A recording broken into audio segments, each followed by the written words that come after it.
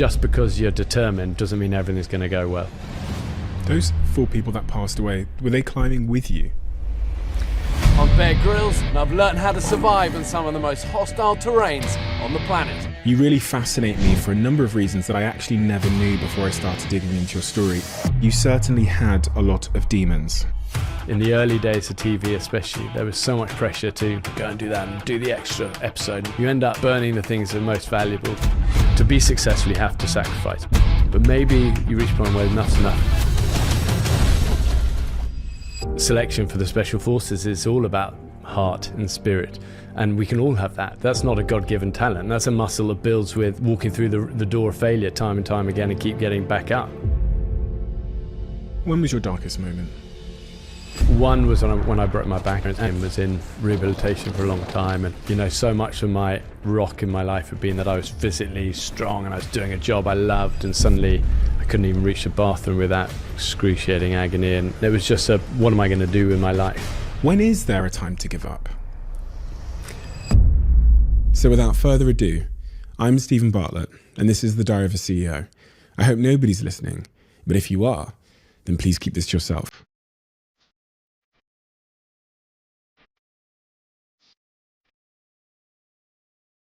There.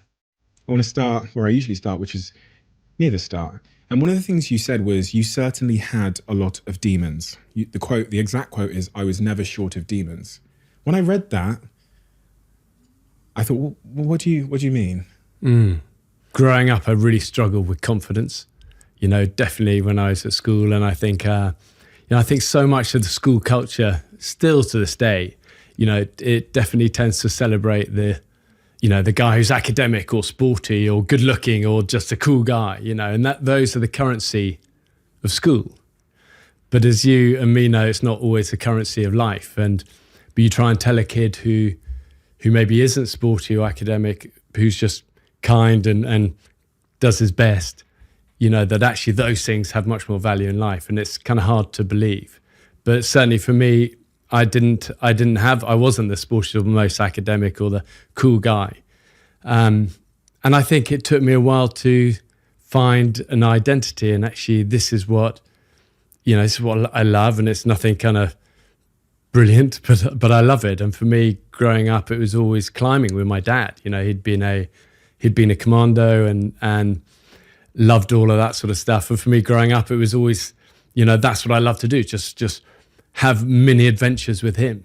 And I think it took a while to learn that that's okay. My dad was always saying, you got to find something you really love and try and be kind to people along the way and be resilient, have that dogged, never give up attitude. And that's the key things for life. And but it's hard to believe that as a kid. And sometimes if you get a bit lost in the system. So I suppose what I meant is that took me a while to find the confidence, and it's still a journey I think we're all on. I think success doesn't always answer those sort of questions. And I think confidence has to come from in here. And it's often the opposite of what we think it is when we're growing up. Confidence is quiet. And I think that's kind of what I meant.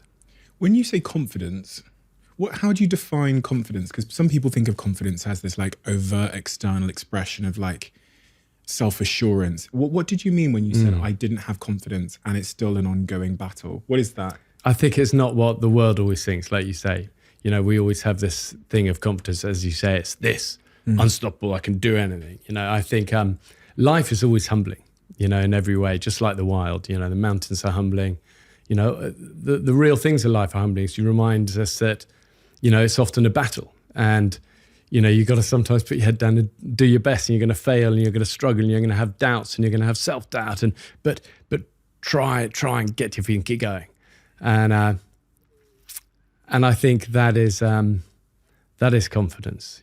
Confidence is the quiet stuff and the honesty, and to say this is a struggle, but let's go.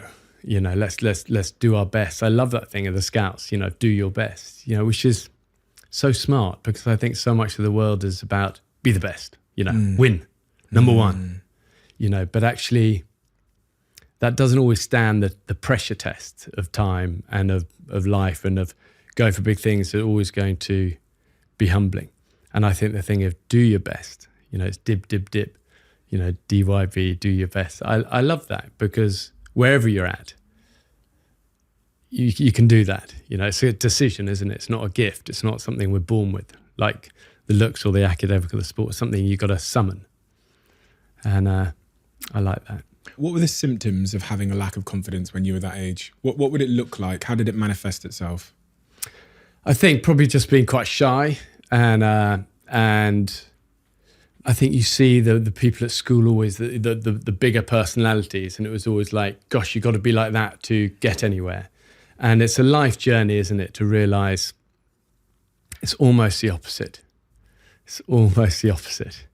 The quiet, the persevering, relentlessly trying to pick yourself up through the failures and keep going and know the wealth of life. The wealth is always found in our relationships.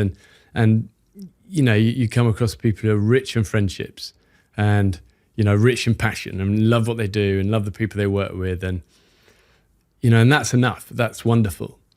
But it takes a bit of unlearning, doesn't it? Of saying, you don't have the people not always to look up to aren't always the front and center. And as I get older, I see more and more heroes, left, right, and center.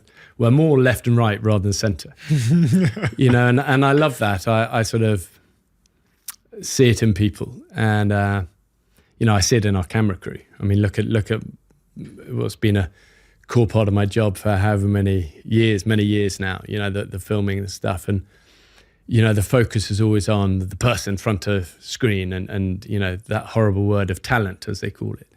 I never felt very talented. Still don't. Still feel I'm surrounded by way more talented people. But life isn't a competition about who's more talented. It's a journey to take with great friends. And I look at our camera crew, and to me, true heroes. They work harder, they carry heavier weights. Unsung. Relentlessly positive. Carry me many times. In so many ways. Encourage me when I've been struggling. And I look at them and still brothers and sisters, best friends to this day. I think it's probably the thing I'm most proud of in my career, actually, are the friendships with our crew, in an industry that is notoriously transient. People have crew come, crew go, new crews, but we've kept pretty well the core crew from the beginning. Wow. And part of it's that we're obviously working in difficult, dangerous terrain, and you forge stronger bonds than you would in a shiny studio. But part of it is that the loyalty really matters goes both ways. And I love that. You said that you kind of have a bit of an allergic reaction to the word talent, right? Just from a few other things that you said in that little opener, I wondered if you relate at all to the phrase imposter syndrome at all. Because you're someone the world has this image of you as being this like unbelievable, mountain scaling, fearless adventurer. And even you talking about a lack of confidence doesn't seem to fit into that narrative that the world must hold of you. So have you ever felt what they call imposter syndrome at all? Or do you have a different? Yeah, I think so. I think it's ongoing. I think it probably grows, the more sort of something does well, we did the show this year for Netflix called You versus Wild, and we just got the news, this morning. We got nominated for 3 Emmys for it. And the crew go, babe, I'm so excited. But part of my heart dies. Part of me is like, it's like that gulf between the sort of TV sort of, guy and the real, it gets bigger, And I feel from day one, I almost had more confidence, I think, in my skills at the beginning. I think as the years have gone on, I've realised actually I've often been surrounded by people who are better climbers, better skydivers, better survival guys, better looking, fitter, stronger, all of these things, just because we've built a crew of ninjas, of true heroes. And, we've got to work with people and locals and experts all around the world year after year. And I think more and more I feel these guys or that person we met there or that person we met, they are amazing. They'd be much better at the job than me.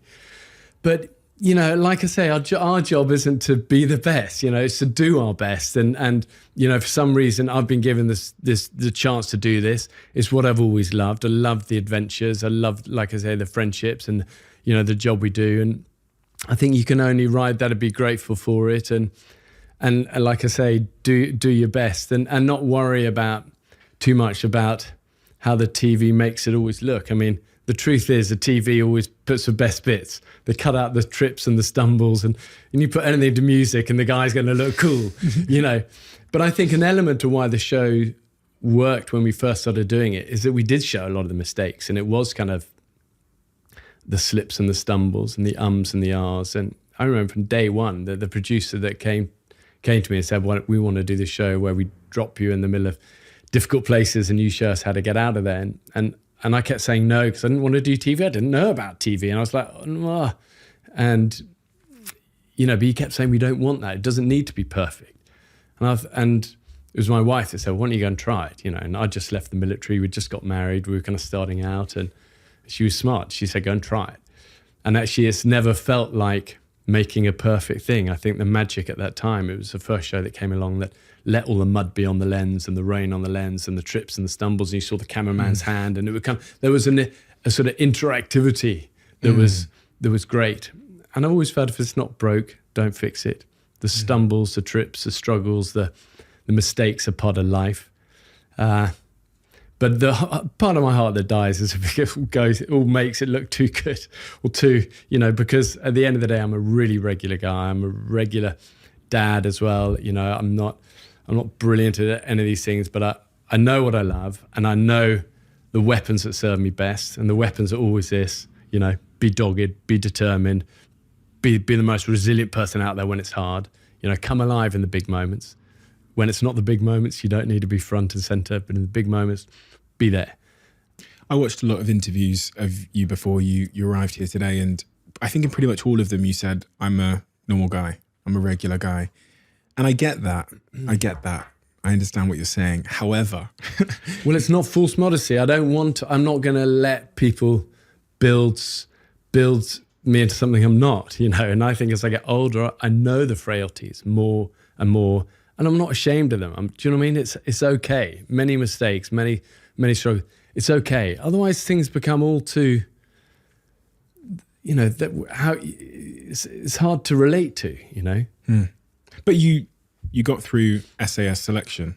I got through all these, you know. And people turned to you and said things, and as they turned back and quit, right? That for me is a filtering process of something.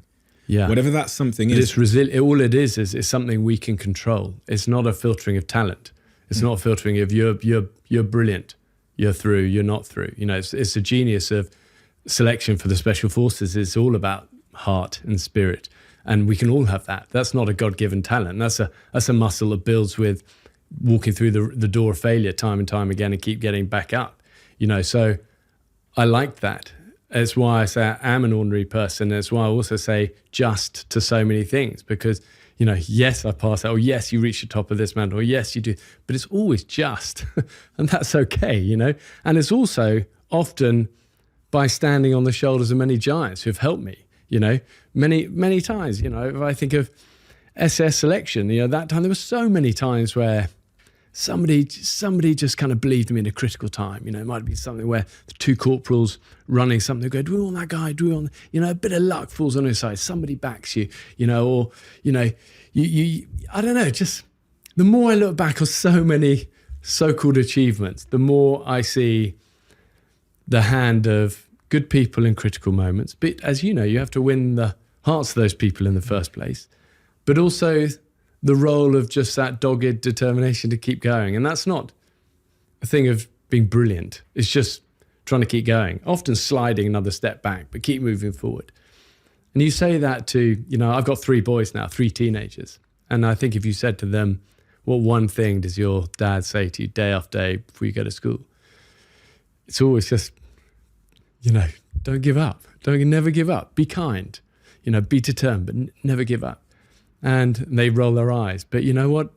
One day they'll know that it's a key thing of life. You know, you don't have to be the best, you do your best. Did that resilience muscle, as you call it, grow over time?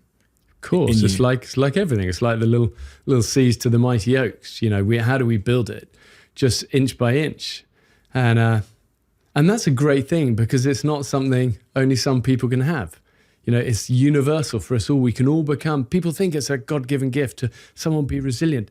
Resilience is that muscle. and you build it by failing and trying to stay positive and trying to get back your feet and going again. You know, I look back and I remember being really excited about being picked for the 4th 11 football team as a linesman.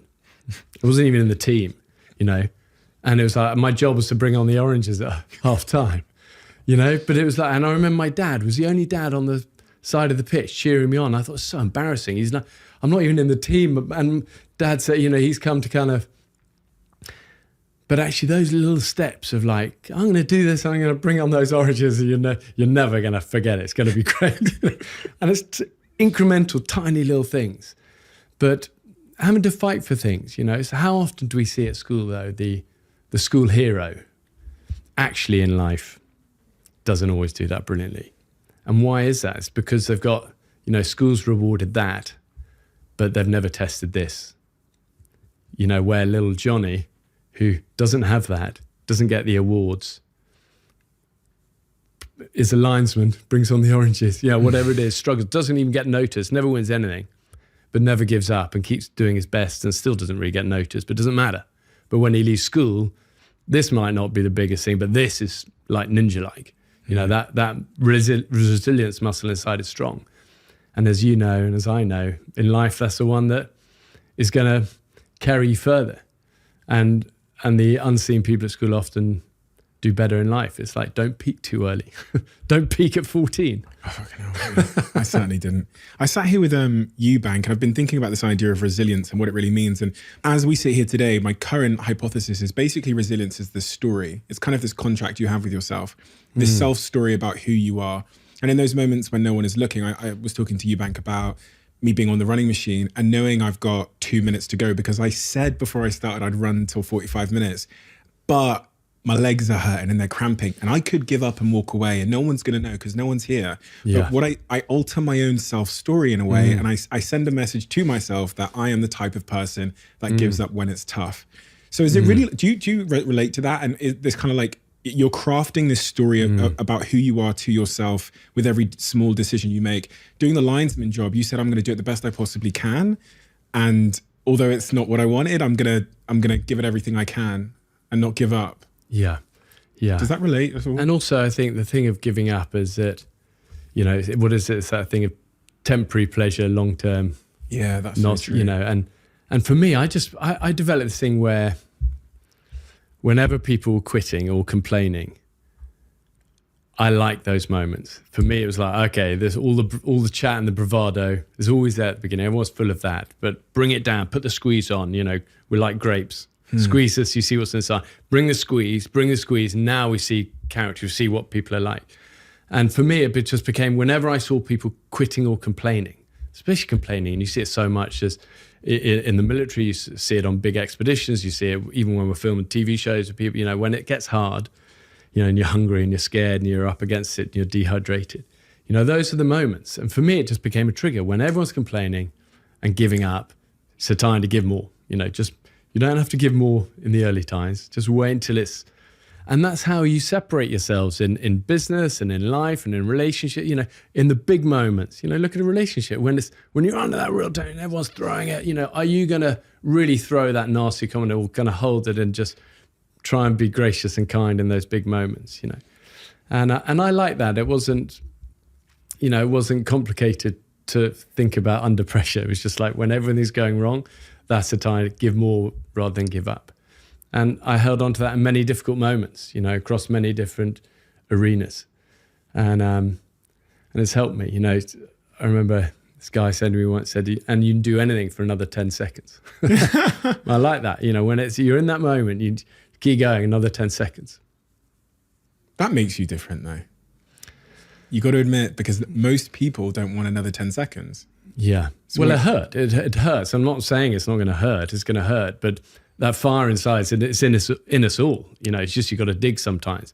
But it's a great truth to know that it's there. When you dig, you know, it's there.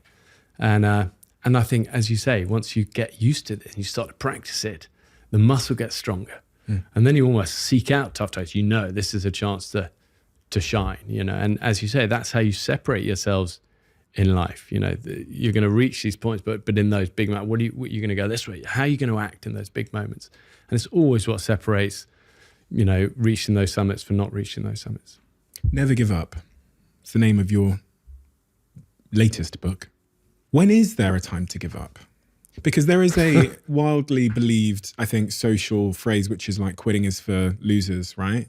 But when I look at my own life and my own career, quitting has played quite an important role sometimes in leaving a situation that wasn't good. So when should we give up? Well, that's called wisdom, and it comes with experience. And there's always a right. First of all, my 16-year-old nephew came to me the other day. I said, Bev, you need to knock the smoking on the head. You're smoking a lot at the moment. He went, but ever since I was a kid, you told me never give up. I said, apart from the cigarettes, you know, there's always a time to give things up. And experience and wisdom, you know, you just don't want to be a pig-headed, head in the dirt, just, you know, that's not smart. That's not smart. You know, intuition and experience has to know when, hold on, this isn't maybe the right route. Let's just take a step back. And I think it's why so often great mountaineers are often a little bit older, because they have that patience and that judgment. And when you're young and you don't care and you kind of maybe should be listening to that intuition, and maybe the weather's changed or something's happening that's saying, hold, you know, and you go and you die. It's why so many high altitude mountaineers' deaths is that, you know, relentless ability not to adapt or change your plan, where with age you have that ability to listen to your instinct, to the mountains, to the circumstances, and maybe adapt and maybe change. And as we know, you know, with big mountains, they'll always be there. So I think that ability to life, to listen to that and to amend and to adapt is super important. And look at soldiering, same. It's always this thinking man soldier, you know, was a mantra of a lot of these special forces stuff, is always being able to adapt, improvise, adapt, overcome. You know, that's leading with this and with this. So of course there's a time for pulling back and holding. But I think generally the message, you know, 90% of the time, most people don't get to where they're going, not because of a lack of skills or talent, it's that lack of kind of ability to keep going when it's hard.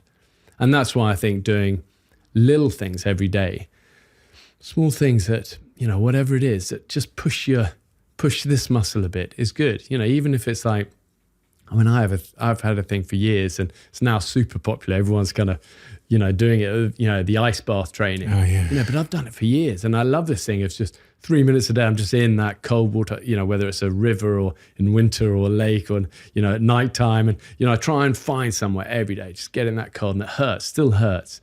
But it's just a little something, whatever it is, that's something that's difficult to do. Because most people spend their lives avoiding the painful, the difficult, you know, they're scared of public speaking, or they're scared of so they avoid the things that challenge us. But as you know, it's where growth happens, and growth isn't always fun. It's often painful, but it's like a muscle. The more you push it, the more you get used to it. You know, there's a great thing at the Commando Training Center in Lympstone that just says comfortable with uncertainty. And it's a great thing for life, you know. Don't get sat in that comfort zone too much. You know, I call it a comfort pit, somewhere to get out of quickly. I was wondering if, like training in the gym, when I do my repetitions of the weights, I then need a bigger weight to get the same gain. So do you find yourself needing like a bigger thrill or a bigger expedition or a greater challenge to get the same like feeling of fulfillment and contempt from your work these days? And where do you find that after you've climbed Everest and done all you've done? I don't feel that, no. You don't feel that? I don't feel that. I think what you're saying in the question is, is that where you get your fulfillment through that thing? And the answer is no, it's not where I get fulfillment. I do these things, I try and do the difficult things just to keep that inside muscle honed a little bit. But it's not always about bigger and better and, you know, it's, as I read the other day, half of life is getting to where you know, achieving your goals, and the other half of life is being really happy to enjoy it. The second one's a harder one to do.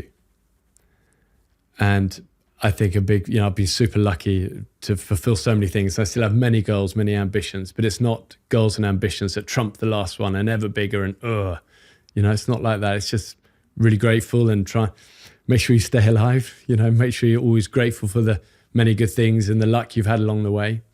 You know, keep that muscle inside honed, keep working, keep doing your best. but it's definitely not where I find the fulfillment. It's not like the achievement's never going to fulfill that hole. Did you used to think it would? Maybe a little bit. I think when I was young, I think Everest certainly for me was such a sort of symbol of like, I'm going to do this, and it was at a time when only I think 20 odd Brits had ever climbed it. And it was like, I thought this is going to be epic, and then you see the realities of, we have 4 climbers lose their lives up there, and it really rattled me in many ways. And I was lucky to reach the top and got back in one piece, but it didn't answer that question of, I don't know. I don't think I'd climb it now. I'm not so out on a quest to kind of prove anything. But I think when you're young, is half of it's good to have a quest. You got to have that goal. But the other half is like it's not the answer to life, is it? It's a that maybe comes from elsewhere, and with time and experience, you learn the real answer to life is always rooted in something inside, and relationships with great people, and a lot of it I think comes down to love, actually. Being knowing those connections with great people, and a love of whatever it can be a love of the outdoors, a love of what you do. But it's not found in achievement always. Have you found where it is found? You don't seem to be so certain exactly where that feeling of fulfillment. You talked about the second half, which is like enjoying the goals. Have you figured that bit out? I think it's a lifelong journey of figuring it out. I hope I edge closer to where it's not found, which is never found in trophies and triumphs and accolades. Those things, I see those things with clearer lenses now. I'm more proud of being married, 22 years. I got 3 great boys. The simpler things I'm more proud of. I think, where do I really find fulfillment? I think my faith is a quiet thing in that sense. Faith's always a tricky one, and hard to articulate very well, but it's definitely comes from a place of like that you're okay. You're okay. We're forgiven, we're loved, empowered, and try and live life as best you can, eyes wide open, with gratitude in your heart and a tough, resilient spirit to go for things. And I look at life in those sort of terms more and more. I feel like in the 2022 in the UK, where I think we've grown more atheist as a society. I mean, some people say there's no such thing as an atheist, but we've grown more atheist in our viewpoints. It is harder to communicate if you do have a faith. Why did you say that it's a tricky thing? I think it's been so tarnished. I think religion has been so tarnished, and I get that. I was always the least religious person growing up. I just thought, as a kid, I had a really natural faith. I always believed in some higher power, and that I could feel, there's something around. As a little kid, it was like, wow. And then I think I went to school, and then, you had to go to church, and they all wore white cassocks and spoke in Latin. I thought, gosh, I've really missed it. This is actually what it's about. And it's been a life journey to unwind all of that and realize actually the little me had it right.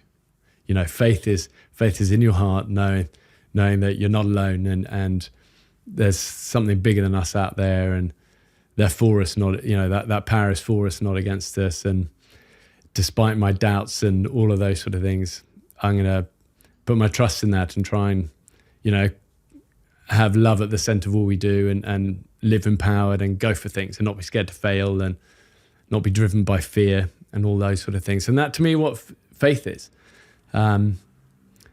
So it's hard to articulate, I think, because it's personal and it's intimate, and also it's, like I say, it's has just as many doubts as it does, doubt and faith, 2 sides of the same coin. I think it does feel like that for me. But through it all, I would say my Christian faith has been a real backbone and a kind of secret strength in many tricky moments. Light to a dark path, I always kind of feel it's that sort of thing.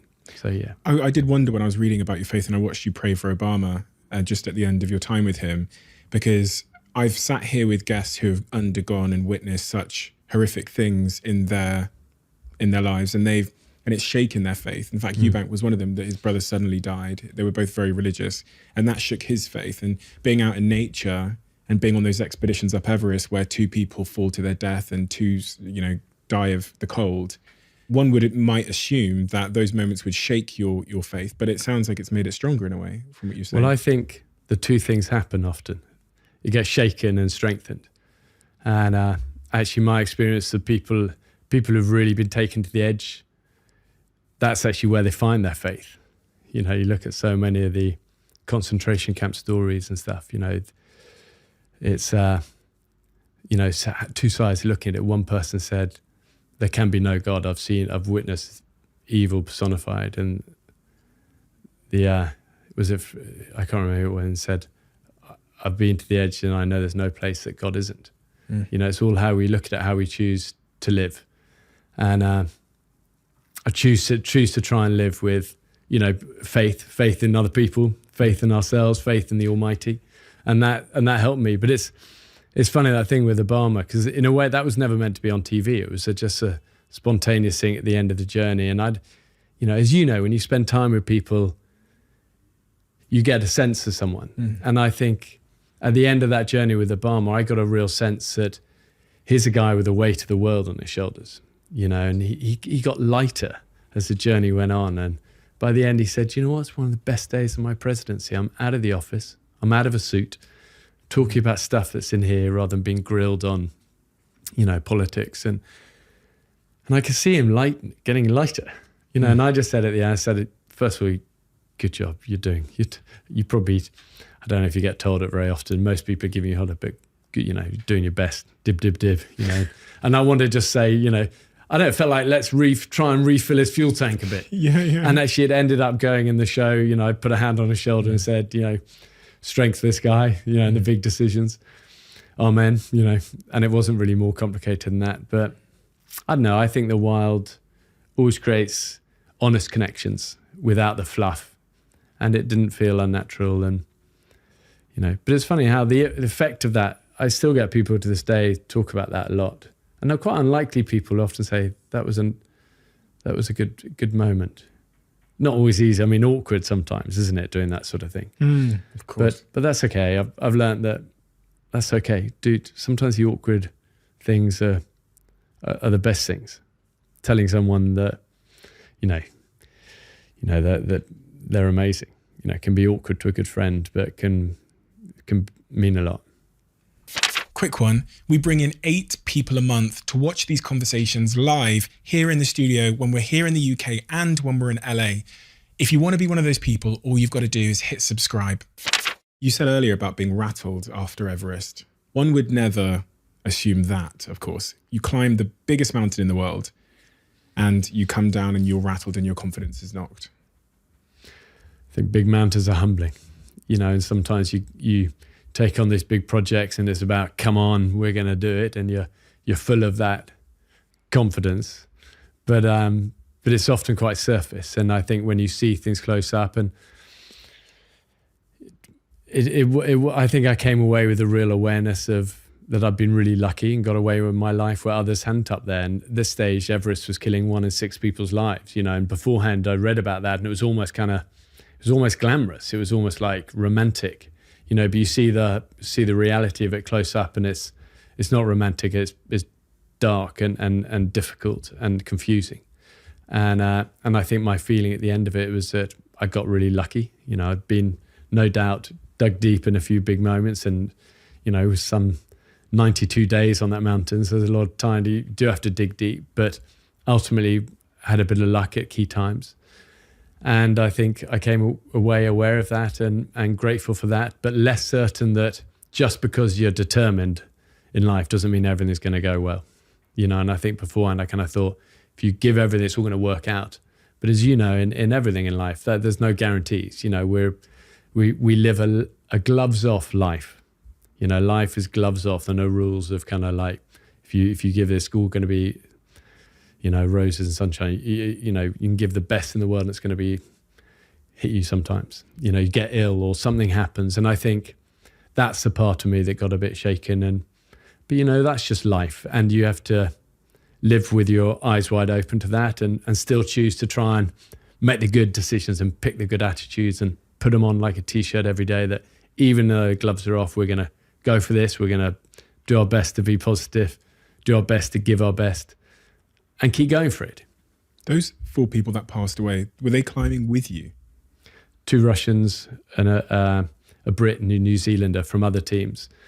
But they're on the mountain at the same time and never came back. And I remember with their teammates, you know, afterwards, just them in tears and sitting with them. And it definitely made me question a lot at the time, is any mountain really worth a life? Of which the clear answer is no.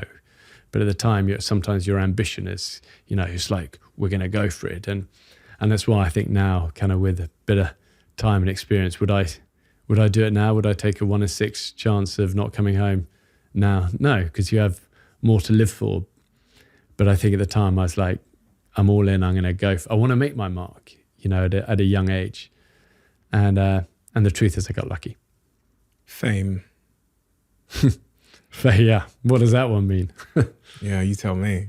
I've been only on the TV for a couple of minutes. I mean, but you've been on there for many, many, many, many years. So I was hoping maybe you could give me a little bit of an overview of what fame is. Because, you know, when I looked at Bear Grylls' podcast, and I really couldn't find much. There was, for someone that's been in the public eye for so long, could barely find anything.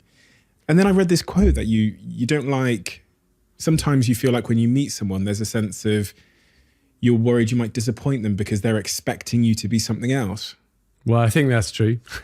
I think part of my kind of, the answer is I don't do very many of these, you know. I think, but that's okay. I'm not sort of hungry for more people to know everything. You know, I do these sort of things every now and again with good people and when it feels right. You know, I think one of the reasons I get less comfortable sometimes in big groups of people and doing press stuff or doings, you know, I'm not very, I don't really like the cameras on me, if I'm honest. I struggle really with that. So you know, I never gone to TV for that. You know, I got onto TV because, you know, this producer said, do you want to try this thing? And like I said, we were just married and starting out and pretty broke. And it was like, let's go for it. Let's see what happens. But the sort of the recognition side of things, you know, I struggle with the word fame. I think it's a weird one. But I think the recognition side of things, I struggle with more. And I think part of it is a little part of me feels I'm never going to be quite as good as people expect, you know, in as the TV sometimes makes out, and therefore less is more. Very happy with my family and friends, and I go and work, but I want to kind of come home afterwards. But when it comes to fame, you know, you say that, you say about that, I kind of learnt, I think, over the years to, first of all, take it with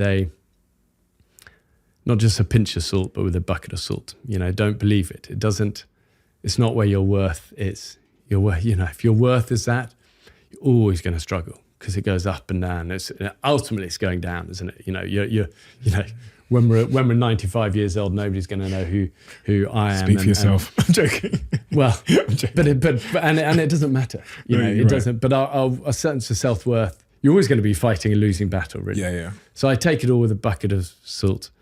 I think for my family, growing up with a little bit of that, I always say to our boys growing up, we got friends all over the world, and look at it like that. Amazing connections. You know, I can go to any country and there's a connection with people there, and people want to tell their stories and go, oh, I've just been camping with my son, or my uncle was this or did that, or my son's a scout, daughter's a scout, or whatever it is. And I like those connections, always grateful for people's stories, and that's fine. So that's how I kind of look at it. Pinch of salt, don't believe it all, but always be grateful for friends all over the world. Did you struggle with it at the start? I think I struggled with it when I felt the attention was on me. I think I didn't like that. That felt, I remember so well in the early days when we started doing Man vs. Wild.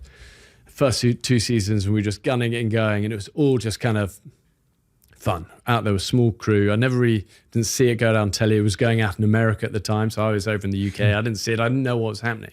It was just lucky. It was good timing, and it just worked. You know, it just was meant to be at that time. But I didn't really see much of that because I come home and live a regular life. And I remember the head of Discovery after a couple of seasons say, you know, your show's best on Discovery. It's getting over 1 billion viewers now around the world. And my heart sank. I really started to struggle with it. And I suddenly started to think when we were filming, I'd be like self-conscious and what am I saying? And and the fun went out of it, and I got more anxious with it all. And I thought, I don't want people looking at this or doing this. And it was a really sort of marked time and the crew said it. So they said, is everything okay? And I think I had to learn it's about other people, and when I realized people coming up and they weren't going, you're amazing. They would go, I took my son camping or my whatever did that. And when I realized it was about them, and I'd really tried to shift it in my brain, that everything's about them. It's what it brings out, whether it's a single mum coming to me saying, when you once said about you in that storm in the jungle, and you said sometimes life is going to beat you up and you just got to be dogged and keep going, keep your head down. The storms won't last forever. And I really understood that as a single mum. I was trying to hold down all these jobs I've got. That for me lifted my whole, I thought, that's why I do this job. And it kind of shifted it off me. And that's why I've always loved my job now as like chief scout. For me, that was a revolution to be able to say, when people come up to me and go, oh, you've done this or this now. Yeah, but look what you could do. You could join, you could join that and you can do this. And, somewhere to be able to not deflect, but sort of direct people a little bit. And reframe. And I get such a kick out of that. It's why I love running wild so much, because it's about other people. It's about taking these rookies. They might be amazing rookies, but they're often wilderness rookies, and opening their eyes to my office, the outdoors, what the wild can do for people, that light inside, that pride, that come on, that magic, and saying, look at this. And that freed me a lot away from kind of look that way instead of this way. You said a word there which I started thinking about a lot, which was the word anxiety, which I actually think is quite an interesting thing, because much of your work is about the natural world. And one of the, I think, unnatural human signals is anxiety. It kind of tells you something that you're potentially doing wrong, maybe a train of thought that you've attached yourself to, which is destructive or whatever else. And depression's one of those things as well I talk about a lot, is also seems to be a pretty clear signal, for a natural signal that we have, some of my guests have said that it's a signal that they've been disconnected from their tribe. And they've explained the science of that, and even the signal of rejection and how that makes us feel is a prehistoric signal telling us to get back into our tribe, or that there's a chance we might be thrown off the island by our tribe because we're being rejected, so to change our behavior, and all of these signals. Anxiety, depression, and this whole mental health awareness that's emerged in the last 10 years. What's your relationship been like with those topics? First of all, it's amazing that people are talking about this and focusing on it more. I think, it's long overdue, and it's a key part of our arsenal for life, isn't it? Our weapons that are going to help make your heart happy. You need to look after the physical, you need to look after the emotional, you need to look after the spiritual, and you need to look after the mental side of things. These are all weapons in our arsenal we've got to focus on. And if you neglect one, there's always going to be a little part of your heart that is going to struggle a bit, if you whether it's emotional, physical, or mental. So you've got to try and put things in place that help your mental health. And I think people for many years often neglected that. You shut things away. But actually, so many of the things that help us mentally are simple things. As you say, those connections to people and that honesty and vulnerability. And like we've been talking about, not letting yourself sort of live a life that actually isn't real, not letting people make you into that hero that you don't always feel. Stay honest, stay connected, talk to people, be outside. How many times do we see studies proving that when we're outside and we're in the sun and we're expressing and we're working hard and we're connected to people? That's why the wild is such an amazing mental health weapon to build up that resource, in a world that often depletes the resource. All of this stuff is always pulling, if I pulling, leaves you emptier. But for me, the wild and connection and the sun and outdoors and swimming cold rivers and challenge and failing, and all these sort of things build up, I find, for me, help my mental health. You can't take your eye off the ball with mental health. You've got to, and you're not always going to get it right, and that's okay. Is there a time in your life where you discovered mental health was a very real thing because of an experience that you'd had? Because I think for many years, I thought it was something that happened to other people. And then there's a couple of sort of catalytic events that happened in my life that made me realize that I am not immune to anxiety, to feelings, depressive symptoms and all of those things. But is there something in your life where there was a pivotal moment, or life events typically are the catalyst of those things, where you go, oh, this is something that I now need to put as a priority? I think I've been lucky in the sense that I've never suffered from really bad depression, where many friends I've stood alongside have really had battles. I think I've always had an intuition of when I need to change something, and when I'm struggling a little bit, and when, hold on, this feeling of anxiety has been going on a bit. Hold on, what can we change? What helps me? And I've always sort of accidentally found things that help make that problem better. And for me, it's been that go-to of being outdoors, being with great friends, having just a few good friends rather than lots and lots of friends. Even things like our Be Military Fit, our BMF, our Veterans Run fitness business has helped me so much, because it's a collective tribe of, often veterans, people who need that camaraderie, but want to train, want to stay physically fit, don't want to be in a gym inside with white light and all of that. They want to be outside in the fresh air. They want to be down in the dirt a little bit, or they want to laugh at themselves in situations and face a few, rain swept early mornings training outside in a park together.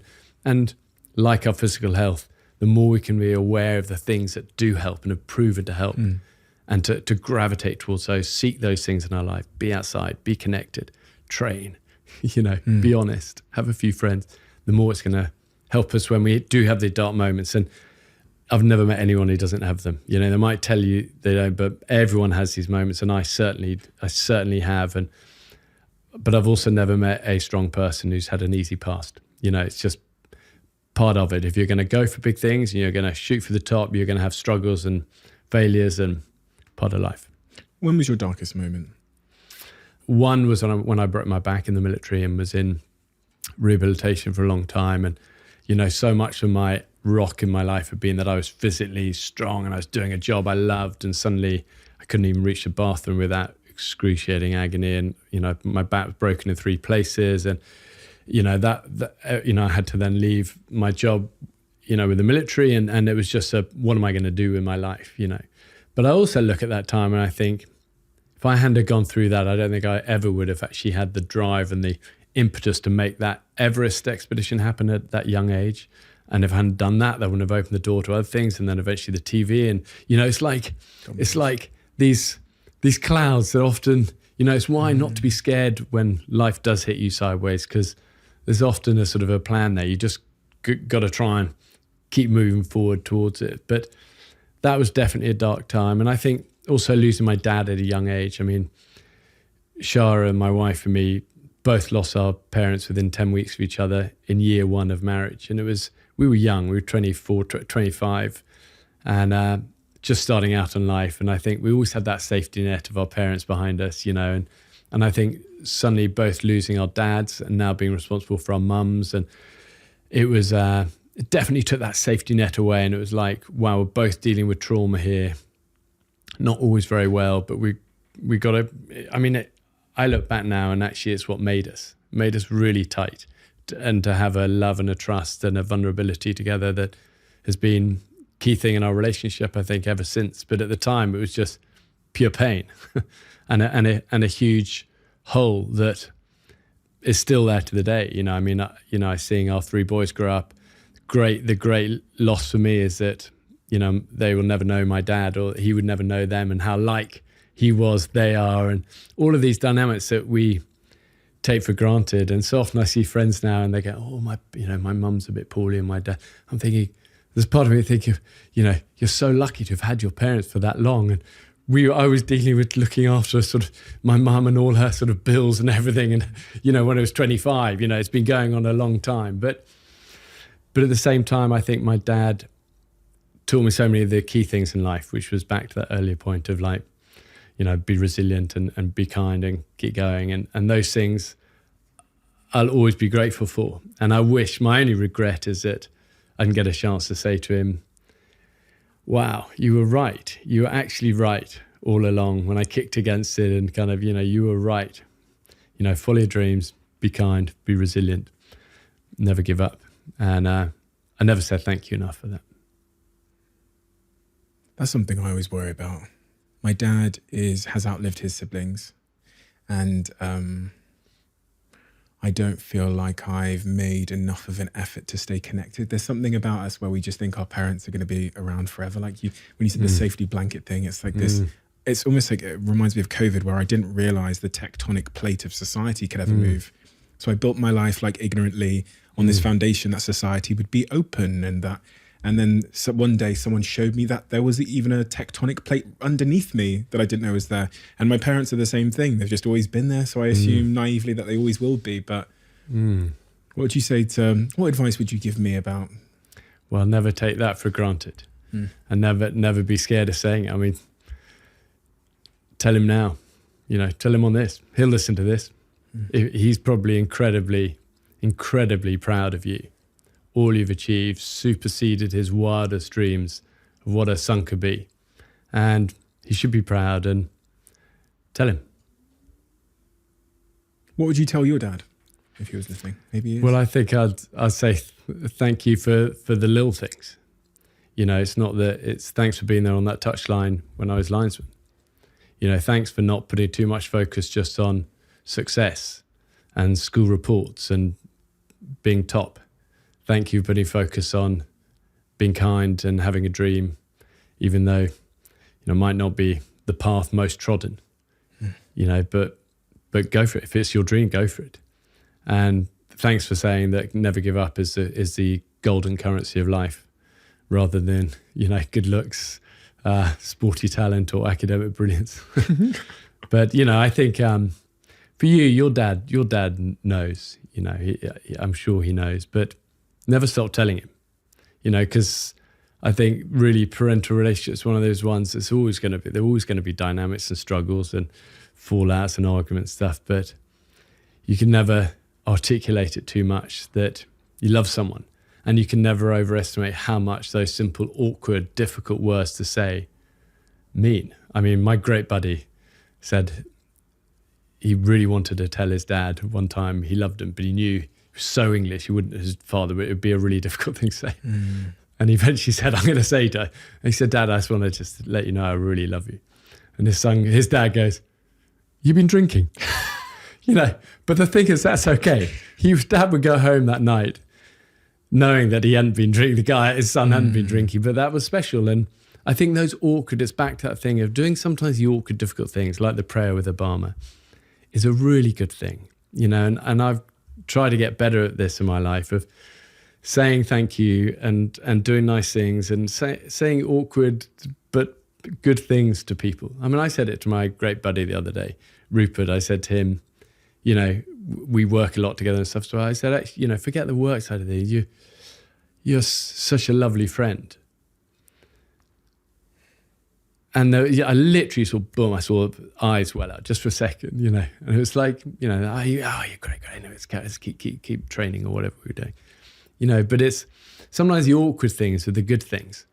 And I hope as I live and do more in life that I create more and more of those moments, because there are many people that like I said, I stand on the shoulders of many giants that are the real heroes in my life. And I definitely consider my dad one.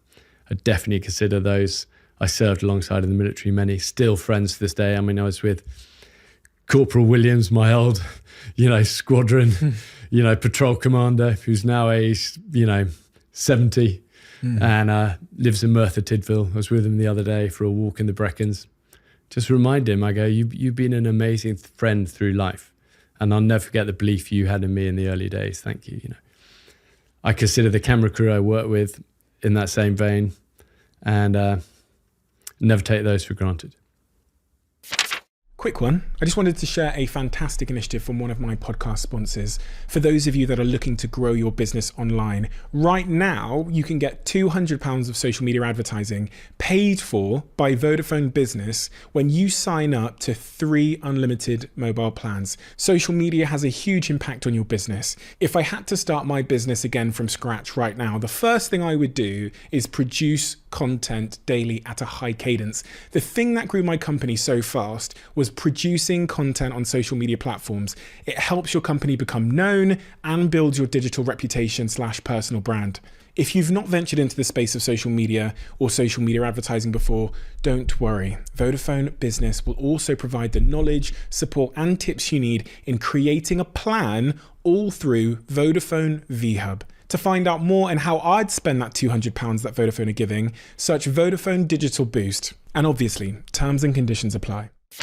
As you might know, My Energy are a sponsor of this podcast, and they offer countless ways to make your life a little bit more sustainable and make that transition from where you are now to a sustainable life 10 times easier. Their products are all about energy independence, allowing you to create a greener home through their cost-effective and super user-friendly products. And one of my favorite products right now is the Zappy. It's a smart EV charger, which simply allows you to charge your electric vehicle from solar or wind power. So if you would like to find out more about My Energy, then head to myenergy.com. And if you've tried the Zappy, let me know how you got on with it in the comment section below. Your wonderful wife. I remember you saying once upon a time, if you really want to know someone, you've got to ask the wife and kids what they're like. You know, it's so true, isn't it? I mean, what if I asked your wife, what would she say? What would she say about the... Flawed. She'd probably say flawed. Flawed. But, you know... In what way? I think loyalty and sticking through things and knowing the real us and that we're not perfect and we're there for each other is creates a power to it. And I do look at relationships that are special, like, you know, with your kids or with your wife, as like stained glass. You know, they're really beautiful, but you got to protect them, and you got to protect them, number one. And I think it's so easy in life to do the opposite. As actually we take that one for granted and we produce our best. We produce our best at the dinner party to hold court and say the jokes, and, you know, and it's the wrong way round. You know, it's the wrong way round. Save your best. I think it's something I've learned and still try and, I don't always get right by any means, but I know the goal is to try and save my best for those I value the most, which is the closest relationships to you, with your wife and with your kids. You know, save the best for them rather than kind of be tired and grumpy with them and then go out and then be on form. You know, it's trying to shift it the other way, and it's counterculture, but it's always going to make you happier, you know. And that's why I say, if you want to know what someone's like, ask their wife, because don't look at the press reports and don't read their own stories about themselves. You know, ask the person who really knows them when the mask is off and when it's, you know, the cameras aren't rolling. They're the ones. And it's not to say, you know, anyone's perfect, but try and save your best for them. And I think if you do ask my wife what I would love her to say, I'd love her to say that I was loyal and kind and fought for them. You know, that's what I just have always tried to do in my life, and prioritize them. And many times in my life, in the early days of TV especially, there was so much pressure to, you know, be away too much and go and do that and do the extra episode and do the extra thing. And the, you know, Discovery Channel are asking for one more thing there. And you end up burning the things that are most valuable because you're way too much. You're focusing on this, and it always creates damage. And I'd say sorry for those times I was way too much. And that's why I fought so hard to start to produce and make our own shows where we owned the format and we could decide. I go, no, it's our boys' half term. I'm not going to, even though it's, you know, Tom Cruise or whoever, I'm going to be at the half term for this. I want to put a shift onto the family. And it's been a great thing. It's been a key thing. And the other stuff is work. It will always be there, you know, it will be there, and it's okay. Sometimes I fall into the trap of doing that. So, you know, you get an offer come in and it's, 50 grand or 100 grand to do this thing here. It'll take one day, but I'd scheduled to be in Indonesia that day with my partner. And I'm looking, I'm going, can I really turn down 100 grand for one day, just like hanging out on the sofa with my partner? It's a new challenge that I've been contending with. You've been through this. Well, I think the answer is, at the same time, you're hustling and you've got to work and you've got to build it, and you're building it, especially when you get married and have kids, you're building for their future, and all of us have this struggle.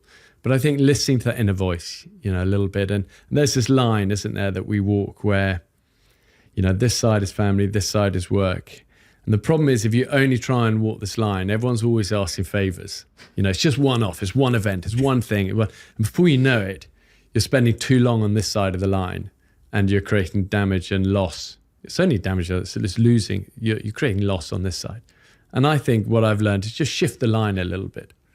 Make the line here. Oh, so make it even more family orientated to start with. Yeah. So when you drift over the line a few times, which you're going to do, you're still in surplus. And I think the wisdom and experience of life is knowing, do you know what? No, we should go and do that. I will go and do that in Vex. That's important. But knowing also the ones to really protect. It's often the little things, isn't it? Like like the linesman story, like that school play or that anniversary or whatever. And listen, I'm speaking from a place of flawed failure through many, many times, but I've learned through those things. Why do you say that? Because I got it wrong many times. You just weren't there. Yeah, just been there and made mistakes and got them wrong. But I've learned through those is that it's worth protecting the thing of most value in your life. And I think then with success, what happens, you'll reach a point where you don't need that extra 100 grand. Maybe when you're getting it, maybe you got to hustle a bit. Maybe you got to make some sacrifices. You do. To be successful, you have to sacrifice. Maybe, and I was the same. I had to in those early days. You gotta go that extra mile. I'm not saying you don't, you do. But maybe you reach a point where enough's enough. And then what you're really saying to your girlfriend, or it might be your wife or your kids at that stage, is that I value you more than the 100 grand. And when you're successful, it doesn't get any easier to say no. It becomes more important to say no. Amen. I felt that. Speaking of work, really compelled by when I read that you're the chief scout. I was like, that's the CEO of the Scouts, right?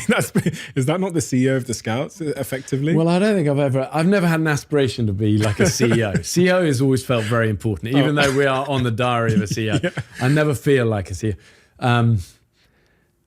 Greatest honor in my life has been to, be a small cog in this incredible worldwide machine of 55 million young people. Wow. Bound together by a common set of values of respect and kindness and humility and adventure and determination and life skills. And, it's an amazing privilege. I never take it for granted. It's a worldwide force for good. It truly is. The scouting movement is unlike anything else out there. And it really has been the greatest honor of my life. And I love it. I can sum up my job as chief scout in 3 words, encourage, encourage, encourage, and shine the light on those, the young people, because the stuff that they get up to, the missions they're on, the efforts, the endeavors, the expedition, what they do is amazing. They're leading the thing on climate change. They're leading in many refugee camps and disaster areas, helping, serving.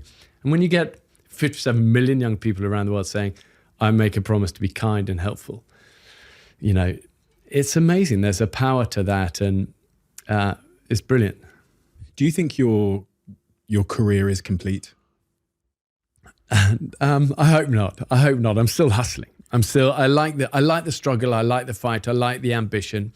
We've built a brilliant team. We're pushing many endeavors, away from just the TV shows. I'm super proud of our Be Military Fit, our veterans fitness business. We have our theme parks, our adventure parks at the NEC, and we're opening up new ones around the world. We have the Scout stuff. We have education initiatives. I love it. For me, it's about using this God-given platform we've been given through the TV shows to try and do exactly the same as we do with the TV shows, which is to shine a light on you and say, look what you can do.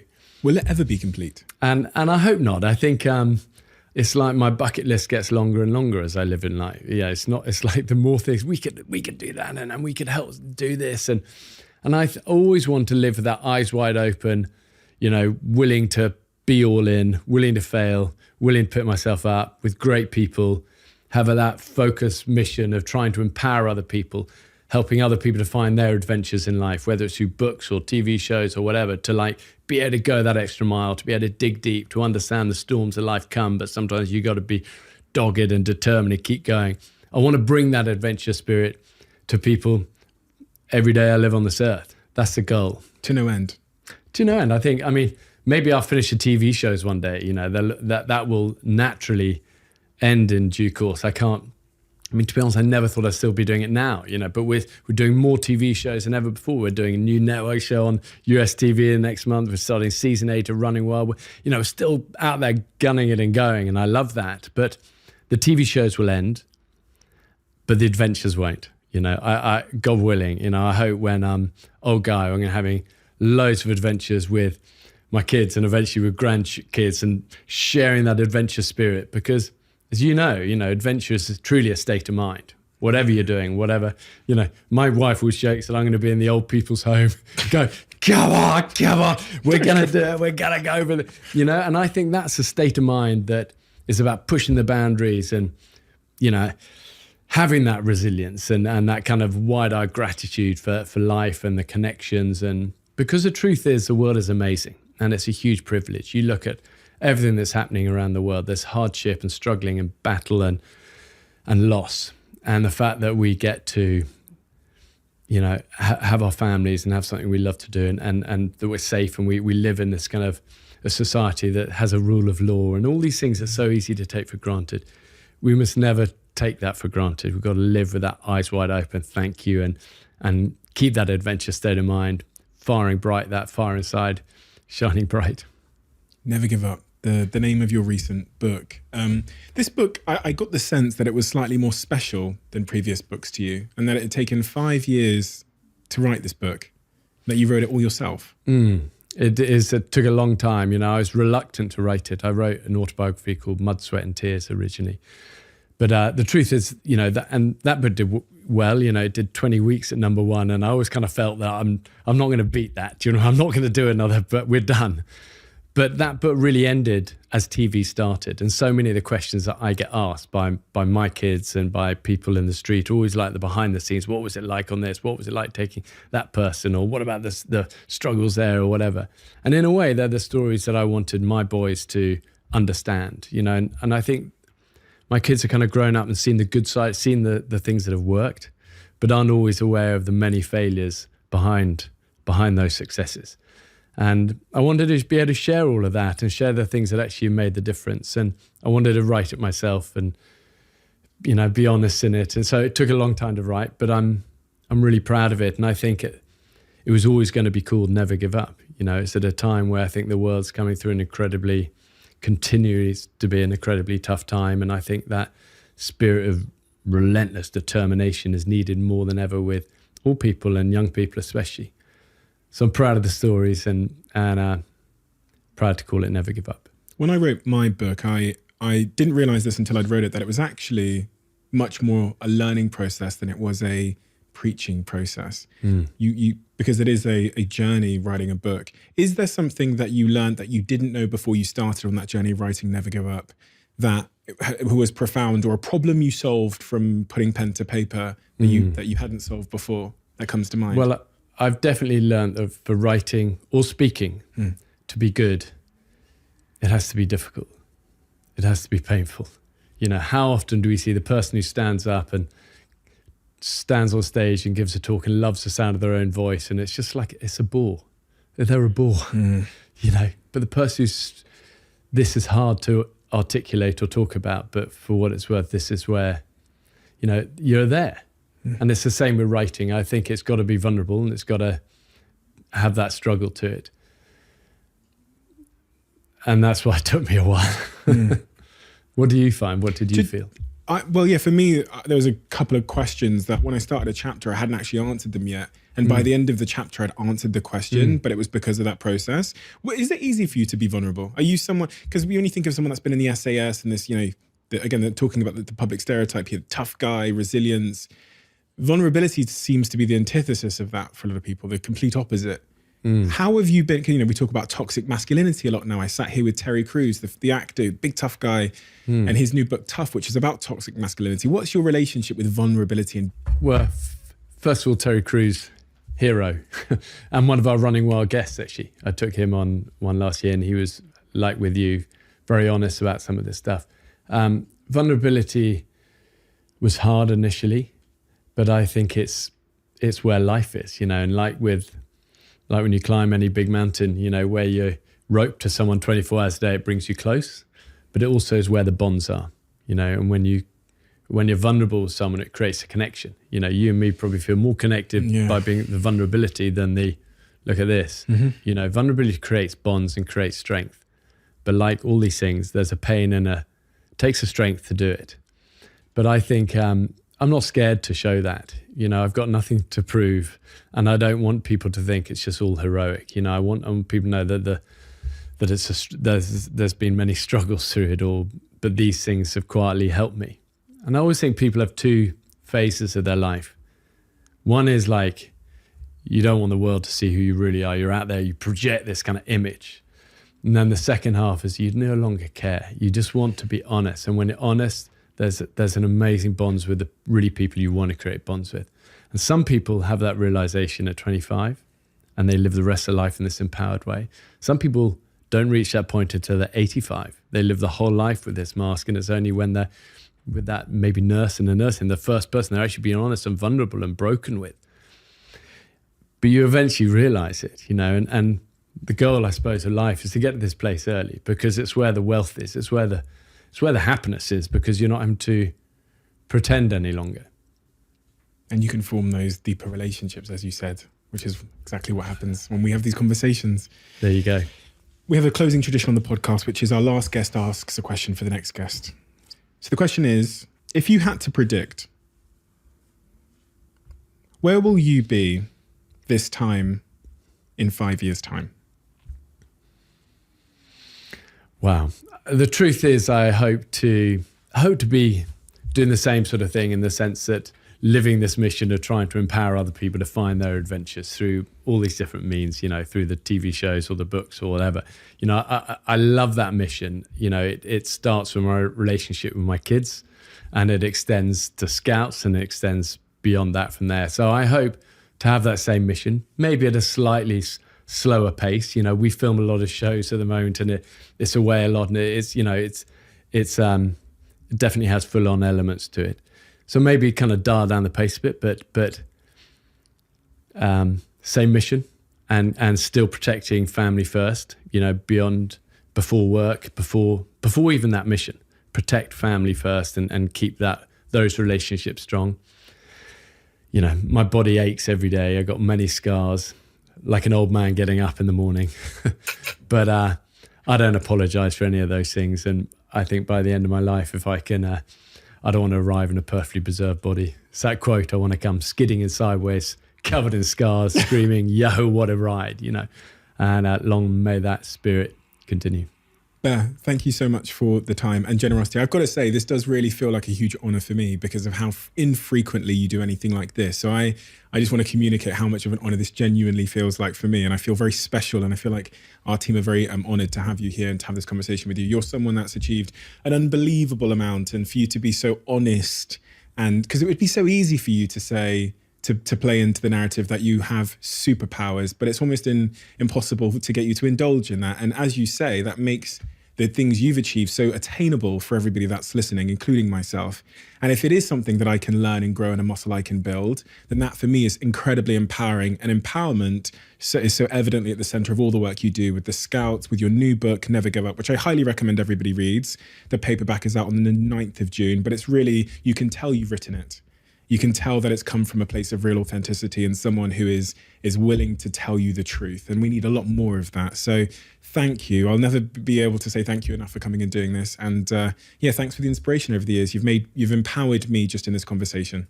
Yeah, I so calm. Well, likewise, you're doing an amazing job. And thank you. Your dad, he will definitely know it. I'm gonna text him. I'm gonna send him a voice note after this. So thank you, Bear. Thanks. Take care. I had a few words to say about one of my sponsors on this podcast. My girlfriend came upstairs yesterday when I was having a shower, and she said to me that she tried the Huel protein shake, which lives on my fridge over there. And she said it's amazing. Low calories, you get your 20 odd grams of protein, you get your 26 vitamins and minerals, and it's nutritionally complete. In the protein space, there's lots of things, but it's hard to find something that is nice, especially when consumed just with water, and that is nutritionally complete. The salted caramel one, if you put some ice cubes in it and you put it in a blender and you try it, is as good as pretty much any milkshake on the market, just mixed with water. It's been a game changer for me because I'm trying to drop my calorie intake and I'm trying to be a little bit more healthy with my diet. So this is where Huel fits in my life. Thank you, Huel, for making a product that I actually like.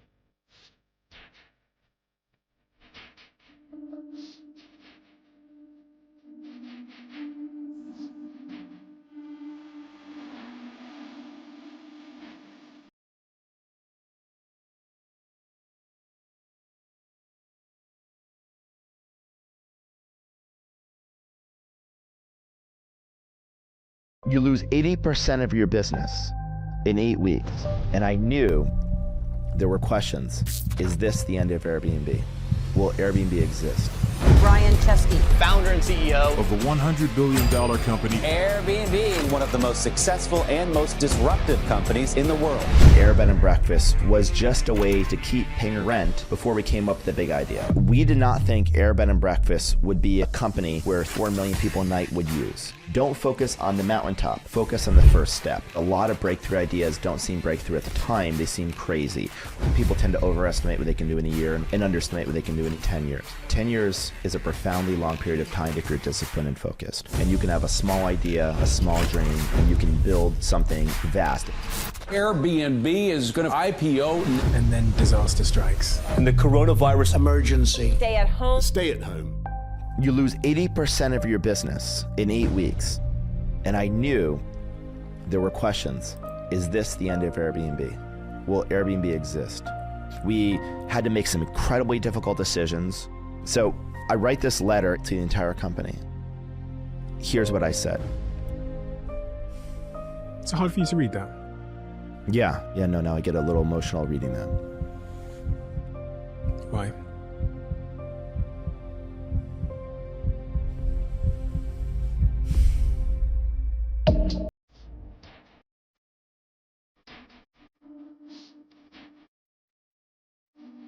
Brian, I'm a firm believer that our external world can change and evolve and look different, but it tends to be the case that our internal world is much more stubborn, which is who we are at our core.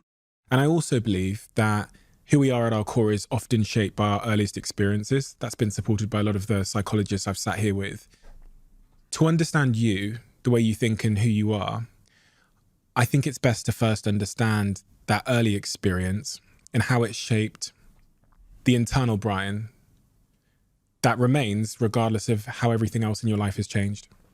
Well, yeah, thank you for having me on. I came from a pretty normal, nondescript background, but in parallel to sports and all the regular things kids had, I had this other interest.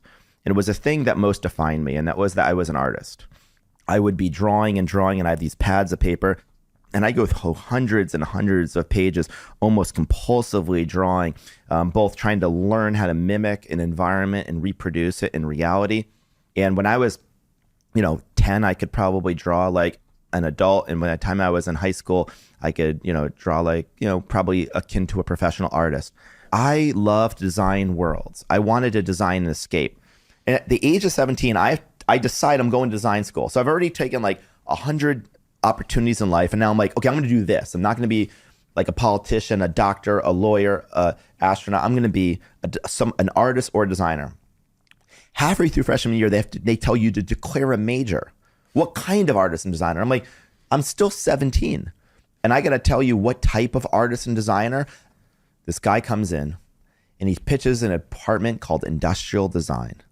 It just sounded cool, industrial design. And I was like, what is industrial design? And I remember him saying something like, industrial design is the design of everything from a toothbrush to a spaceship and everything in between. To design a physical object, you have to understand 3 dimensions. You can't just design an object, you have to understand how to make the object. If you were a graphic designer, you didn't really have to know how to make anything. I guess you have to know how to print it. But you had to know manufacturing. Well, what kind of materials is it? Are the materials sustainable? Where do you manufacture it? Well, how much is it going to cost? Because how much it's going to cost has implications on how you design it. Well, how much it's going to cost depends on who's the audience. How are you going to market it? You see, when an architect designs a building, no one blames the architect if the office building doesn't get leased out. But in industrial design, you can't design a product, it not sell, and you say it was a good design. I would have never imagined that would have come to use to run a tech company. It turns out industrial design was one of the best educations to run a tech company, but I had no idea I was going to do that. I'm going to walk back through that because there's a couple of words you said across the way that really stuck out to me. The first word you said when you were talking about wanting to design your own worlds is I was trying to design a world that I could escape to.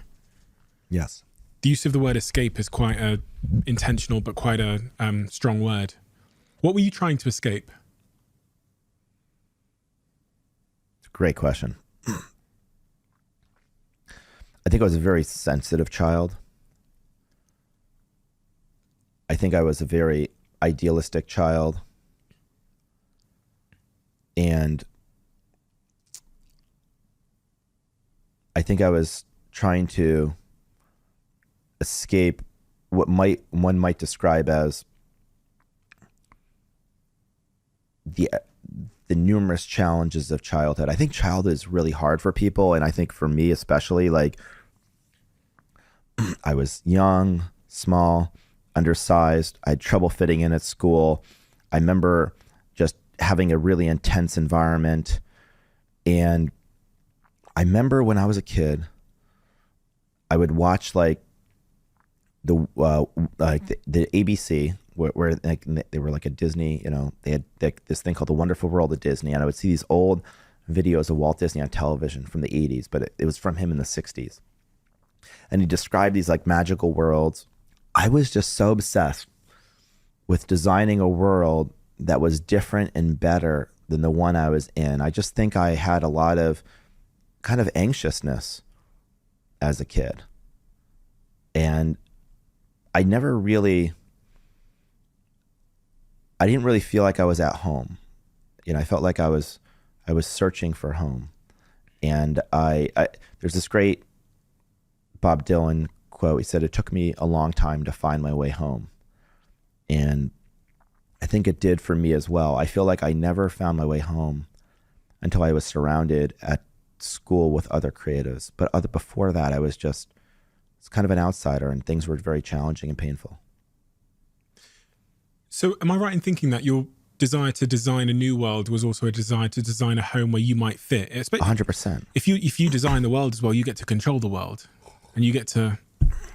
I think I want to design a world that I could live in, that I could fit into, because I probably didn't think I fit quite into the world that I grew up in.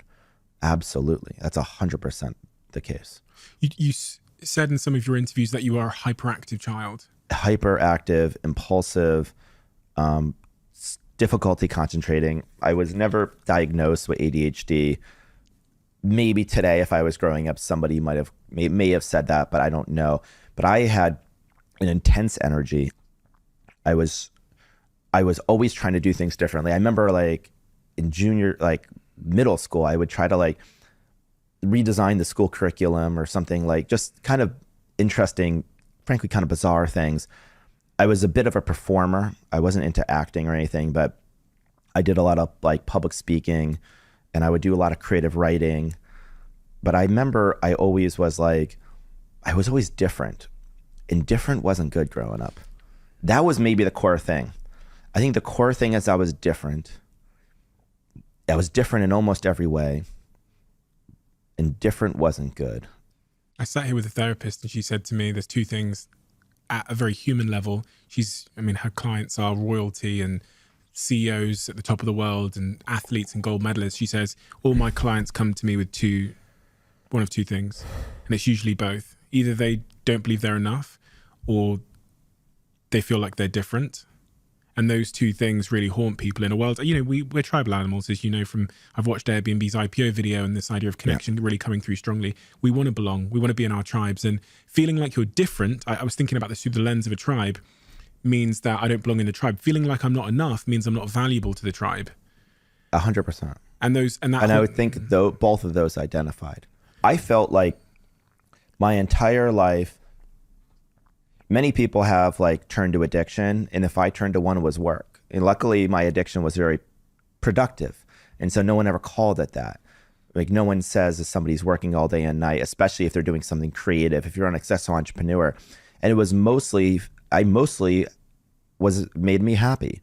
But the challenge is that if you are doing something, hoping you become something, and then therefore you're going to feel a certain way because people are going to treat you a certain way, it turned out that what I wanted was love, and what I was actually attracting was adulation. And so the problem is we try to seek conditional love. We do something great, we get noticed, and then people show us love and admiration, but it's probably not love or adoration. It's probably adulation. And adulation, I think, is like a cup with a hole at the bottom. And the problem is you fill up the cup, but then something leaks out the bottom. And so it kind of comes down and down and down. You have to keep filling it and keep filling it and keep filling it. And the problem is that, like anything, you can't just keep doing the same acts. You must do even bigger acts. You have to go bigger to get the feeling you had before. I think this is incredibly typical of people, like I know tech entrepreneurs, where a lot of them had challenged the authority, didn't fit in, wanted to be loved, and were really good at something. And it's not to take away any of that, but just to know where it comes from. Now that I know where it comes from, I've been able to have a much healthier relationship with it. I still love what I do, but it's really interesting. My motivations have gone more internal, more intrinsic. Instead of wanting to be super successful, to feel a certain way, part of me says, well, if I've not felt that way, I probably never will. And if I no amount of additional status or money or anything is going to make me feel good, better, because this amount hasn't actually changed how I feel. It turns out that like when you go on a rocket ship, you initially, the success and the status and everything makes you initially probably happier because it's new. There's a novelty and it's distracting. And at some point you adapt to it. And the moment of adaptation is the moment you probably go back to reverting to the way you felt before all of it. You're not worse, but you're presumably not better. Life is so much more than just climbing a ladder and getting to the top and realizing you're not much higher than you ever were before. That the world is, you had everything inside of yourself, mostly to be happy before the journey started. And probably what you needed most is purpose. You have that, health, and relationships. And I think that, a lot of people take the last one for granted, those relationships. And that's kind of probably been my journey. The cost of your addiction to work. In hindsight, you can maybe point at the cost and say, this was something I sacrificed at the expense of happiness because of that addiction to my work. What are those things? Let me first say that it was mostly worth it. Yeah. And so I want to be clear about that I wouldn't have done it dramatically different. It's like the journey of Airbnb, of being able to build Airbnb has been unbelievable. It's been the great joy of my lifetime. And if people could experience what I had experienced, I would say to them, it would be the most unbelievable ride of a lifetime. And I wouldn't want to change a ton because it's been amazing. But if somebody's listening and they're about to go on this journey, I would forewarn them about some things that no one told me. And no one told me when I started this journey is two things. The first thing is how lonely it would be. And it doesn't have to be, but it's almost like by default. You see, when I started Airbnb, I started with my friends, two of my friends. Then we hired people. And those people, they were employees, but they were also kind of our friends. And this notion that I was the boss and there was a power imbalance, well, we're all like broke working at a 3-bedroom apartment. So what does it mean that I'm CEO? Like that's kind of just a title. And so I felt really connected. We weren't a family, but we were more like a family than a business if it was one or the other. And then as we got successful, then it became more of a corporation. There was a chain of command. There were more boundaries. Like you started hiring people that had families, and people with families don't hang out with you on nights and weekends. And then it's just like it becomes more formal. And that's the moment that your employees become your employees and less your friends. And that gets more and more isolating. And then people start looking at you a little bit differently, and it feels really good, but you can just find yourself working more and more to live up to the responsibility. And you feel like you're never working enough, and you're working 60 hours a week, then 80 hours a week, and 100 hours a week. And you just almost feel guilty any second you're alive and you're not working. And I'm a huge proponent in pouring your life into something. But I think that what I thought was every incremental hour would make me more productive. But it turns out that we need to step away from work. We need to be happy. We need to have some healthy relationships to probably make good decisions. Lonely leaders are probably not the best leaders. And when you're lonely, you're probably less empathetic. Your sense of vigilance is up. You don't necessarily see problems really clearly. You don't have people to bounce ideas off of. When there's a challenge, you can feel like you're alone. You don't have as much resiliency. And so I remember going from being incredibly happy to feeling incredibly isolated, not having been prepared. Now, I was prepared for all the business challenges. People told me what it's like to scale a team, hire executives, but we weren't really well prepared for the psychological and emotional journey that we would go on. That turned out to be some incredibly intense journey. So that was the first thing. The first thing that I didn't know, no one forewarned me about, and that I've now learned is about the lonely journey it can be. And I would just tell people it doesn't have to be lonely. Keep in touch with your friends. Meet other entrepreneurs. Like, you've got to almost fight.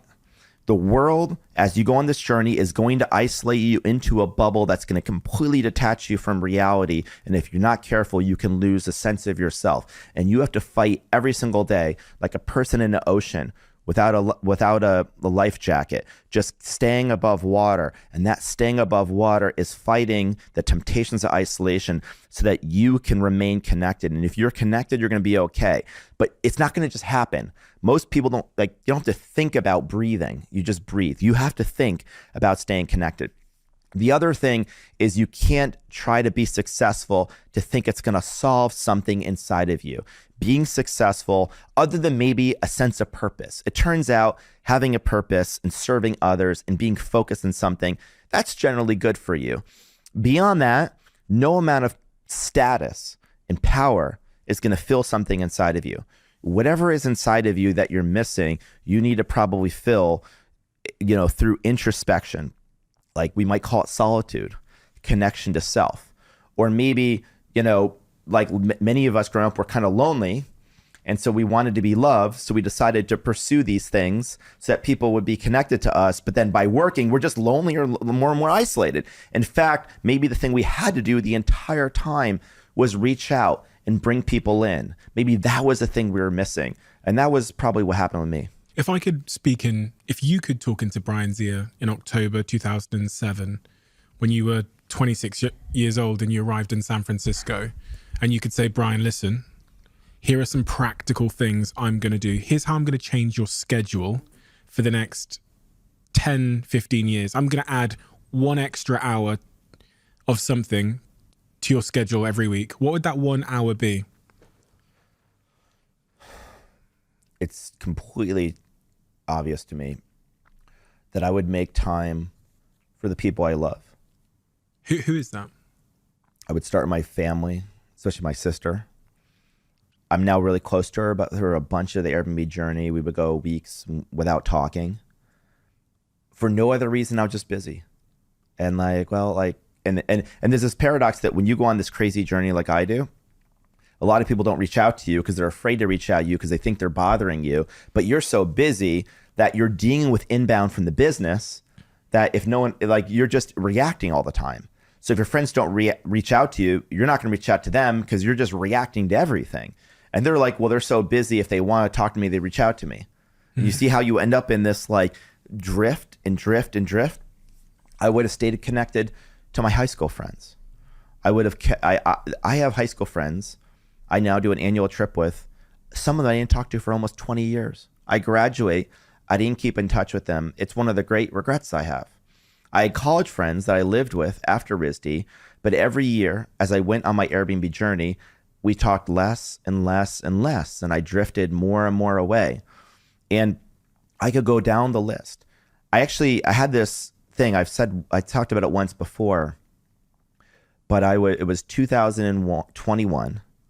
It was like May or June, and I had developed at this point, long relationship with President Obama. He had left office, and he became a bit of a mentor to me, and he mentored me on leadership and business.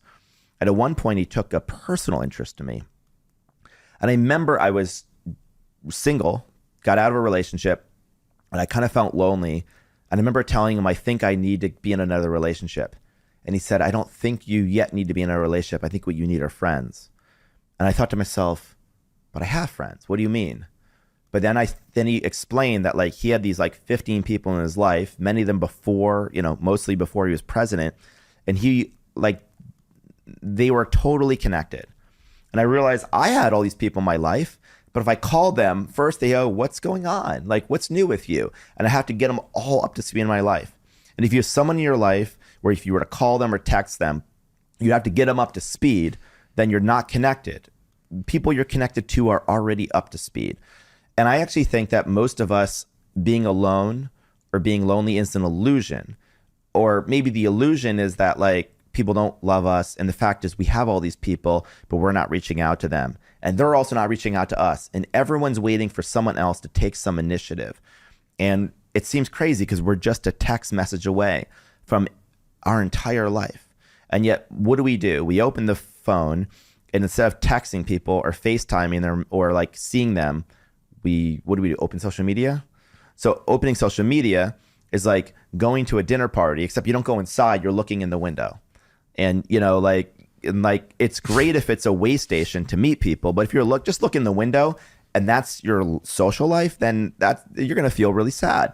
So knock on the door and walk in and start talking to people, start hanging out. So that would be the thing I would do. I wouldn't have been totally isolated. I would have stayed connected to my family, my close friends, and really the only other thing I'd say is I'm now friends with a bunch of other entrepreneurs, including you said you had Daniel Ek on the show. And I would call him a friend and I spend time with him and others. So in other words, I would keep my old friends and I would be friends of people in my situation. So Daniel Ek doesn't know the Brian before Airbnb. So maybe he doesn't know the real me, that me, but he does know a different real me that my childhood friends can't know, because my high school and college friends can't possibly know what it's like for me to go through what I'm going through. And I can tell it to them and they can have compassion, but they can't possibly know what I'm talking about. But Daniel can. And Daniel can know what it's like when an executive leaves you, where everyone's kind of, the walls are caving in and you feel like you're not scaling and you're like drowning in this. There's all these things I can describe. We have a shared experience. So I think those two groups are really important. Your roots and your friends from the past and your friends from your present day shared experiences. And there was a period of time where I didn't have either of those really. As you were saying that, it reminded me of a phrase I heard many years ago in a book I read that said, the things that are easy to do are also easy not to do. And as you're talking about the just sending the text is so easy to do, which is also why it's so easy not to do it, because we're always just one text away. So what's the point sending it? But also it reminded me of why I have that sand timer on the wall, on the shelf over there, because it's funny. I think I've lived so much of my life believing that I could do life later. Like I could pick up the relationship with my family later. And then it's almost like we're living through the frame of that we're going to live forever. Like when you look at our decision making, you think, fuck, you're giving like 3 decades of your prime years to building this thing. Yes. And we're assuming that we can pick up the rest later and it'll all be there. And that's what I learned. I tried to pick it up later and there was nothing there.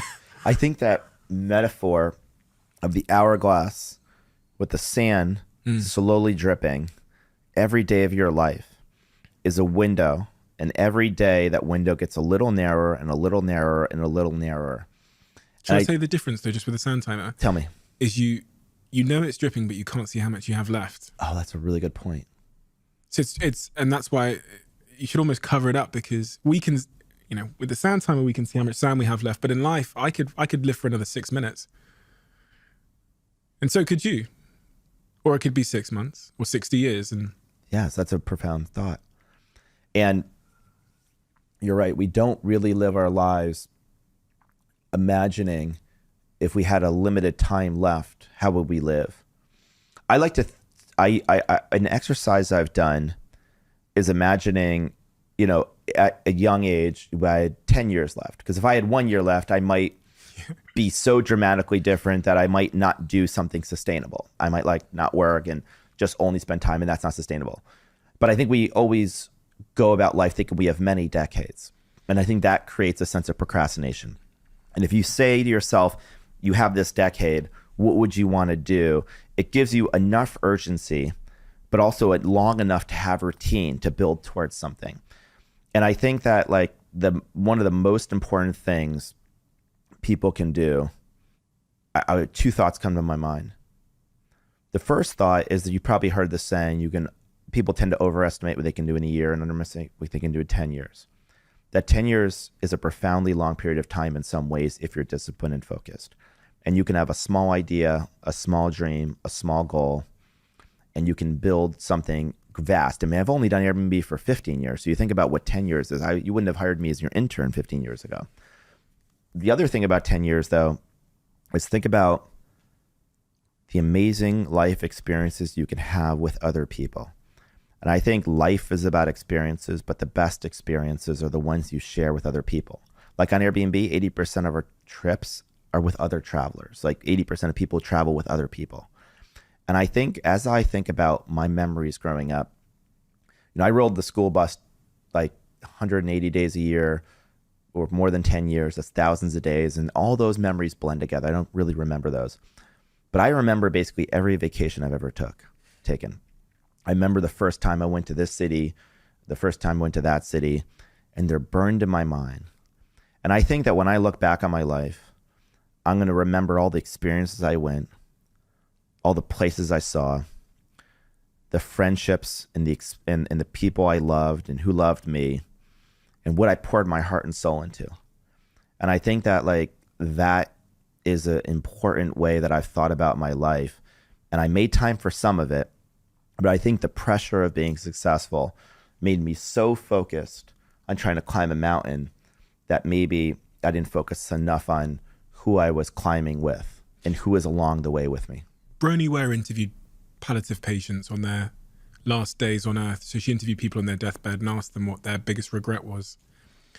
Hypothetically, if you had 6 minutes left and I was interviewing you to find out what your biggest regret might be, now, you had 6 minutes left. What might you say to me? I think my biggest regret would be the time I didn't spend with people I love. Maybe making sure those people knew how I felt about them. And then I'm 42. I've created many great things. The one thing I haven't created that I've always wanted was probably a family. I just couldn't even explain exactly rationally why, but it's just, we all, I think humans many people have an urge to create a family, maybe to feel like they've created something and they can leave something behind. I will have left a company behind, but maybe I could leave more than that behind. So those would be the things that I would regret. But importantly, I'd also like to say, I feel like in other ways, I've lived multiple lifetimes. And I would be filled with so much love and gratitude for what I've been able to experience, because I never thought in my lifetime I would be able to experience what I've experienced right now up to this point. The amount of people I get to meet, the amount of work I get to do. I get to come to work every day to obsess with some of the most creative people in the world. And, most people, they don't get to be surrounded with the people they choose. When you're a CEO, you get to pick the people you're surrounded with. There's something really special. And I've gotten to select some of the most creative, kind, compassionate, intensely driven people in the world, making some things that I'm so proud of that have affected millions of people's lives. So, but I tend to think we regret the things we didn't do, not the things we did do. And I think we tend to regret, the people we didn't spend time with, the people we loved that we didn't tell, or the people we, could have met and didn't. I think this is fascinating. I looked at the back end of our YouTube channel and it says that since this channel started, 69.9% of you that watch it frequently haven't yet hit the subscribe button. So I have a favor to ask you. If you've ever watched this channel and enjoyed the content, if you're enjoying this episode right now, please could I ask a small favor? Please hit the subscribe button. Helps this channel more than I can explain. And I promise if you do that, to return the favor, we will make this show better and better and better and better and better. That's a promise I'm willing to make you if you hit the subscribe button. Do we have a deal? There's sacrifice involved in everyone's journey, especially when it's a great journey. And you were talking about being, I think, 25 years old when Walt Disney inspired you. Yeah.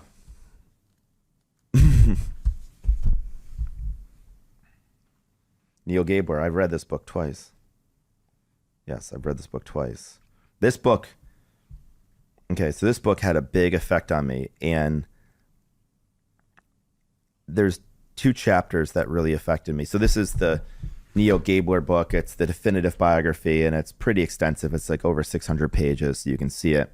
The Walt Disney's biography. Yes, the biography about the man Walt Disney. And there's two entrepreneurs that I've always looked up to more than any others, and those are Walt Disney and Steve Jobs, partly because they built companies that have lived beyond them, but more importantly, they were creative people that were basically running tech companies. I mean, Apple was clearly a tech company. Disney was at the time very much like a technological marvel.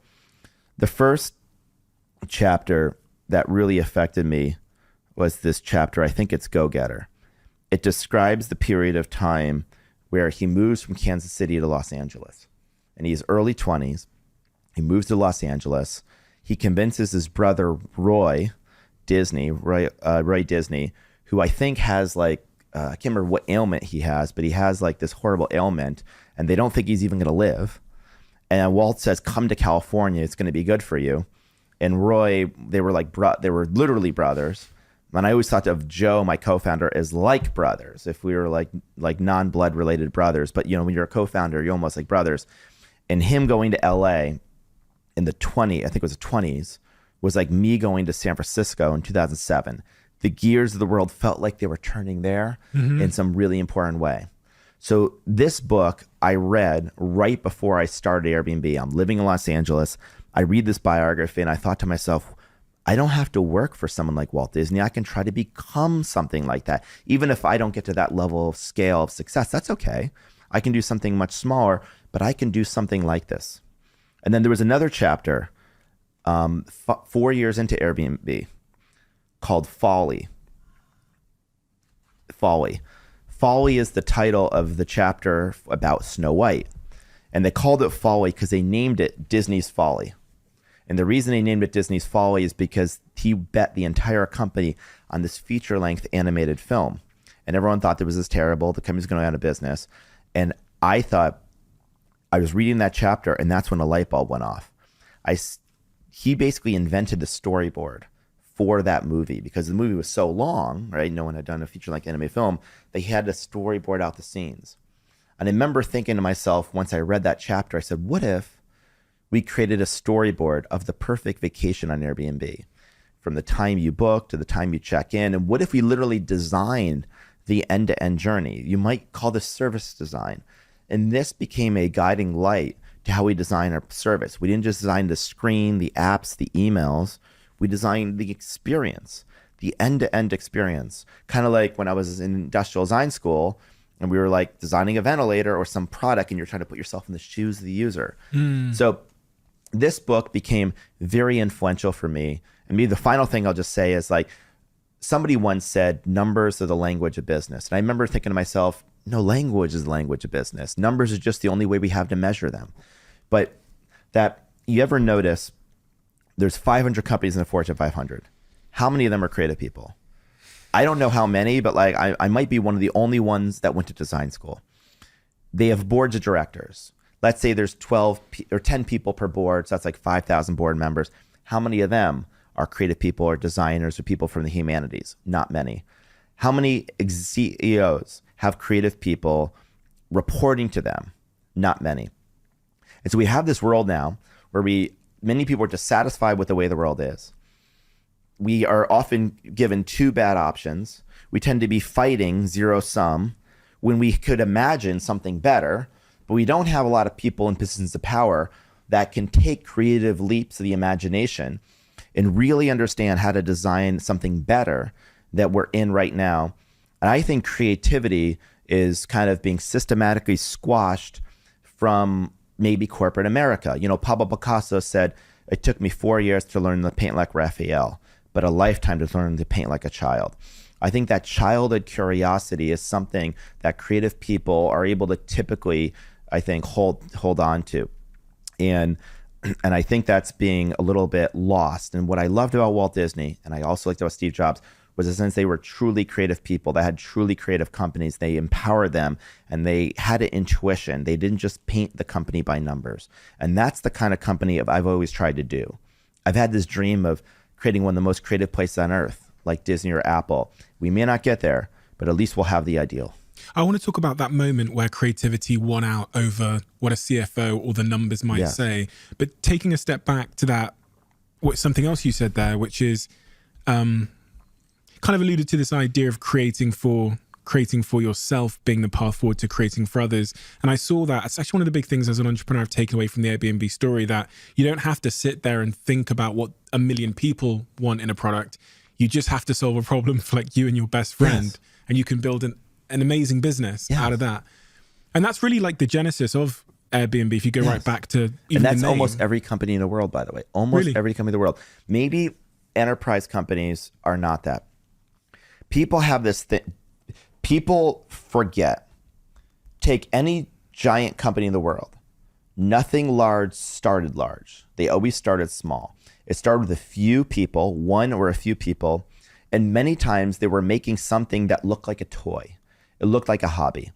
I remember one of my first investors said, Brian, don't worry about people stealing your idea, because if it's any good, everyone will dismiss it. Everyone will dismiss it. Everyone will dismiss it. It turns out that a lot of breakthrough ideas don't seem breakthrough at the time. They seem crazy, or they seem unserious, or they seem like hobbies. They seem something small. Airbnb, we did not design a way for millions of people to stay in homes. Airbnb started one weekend. It was October 2007. A design conference is coming to San Francisco. All the hotels are sold out. And we had this idea. We said, well, what if we just turned our house into a bed and breakfast for the design conference? We can make enough rent. I think I actually have that email. Oh, yeah, you have the email that Joe sent me. Yeah, you have the email that Joe sent me. And So that's I thought of a way to make a few bucks, turning our place into a designer's bed and breakfast, offering young designers who come into town a place to crash during the 4-day weekend. This is September 22nd, 2007. We thought we were just creating a way to create a bed and breakfast for the conference. Unfortunately, we didn't have any beds, but Joe had air beds. We pulled the air beds out of the closet and we called it airbedandbreakfast.com. Now, I can assure you, we did not think Air Bed and Breakfast would be a company where 3-4 million people a night would use to sleep in. We did not think I'd be doing podcasts and I'd be a giant public company. We thought it was going to be a way for 3 people one weekend to stay in our apartment, sleep on some air beds, pay us money. We'd have a cool weekend adventure and we'd go about our lives.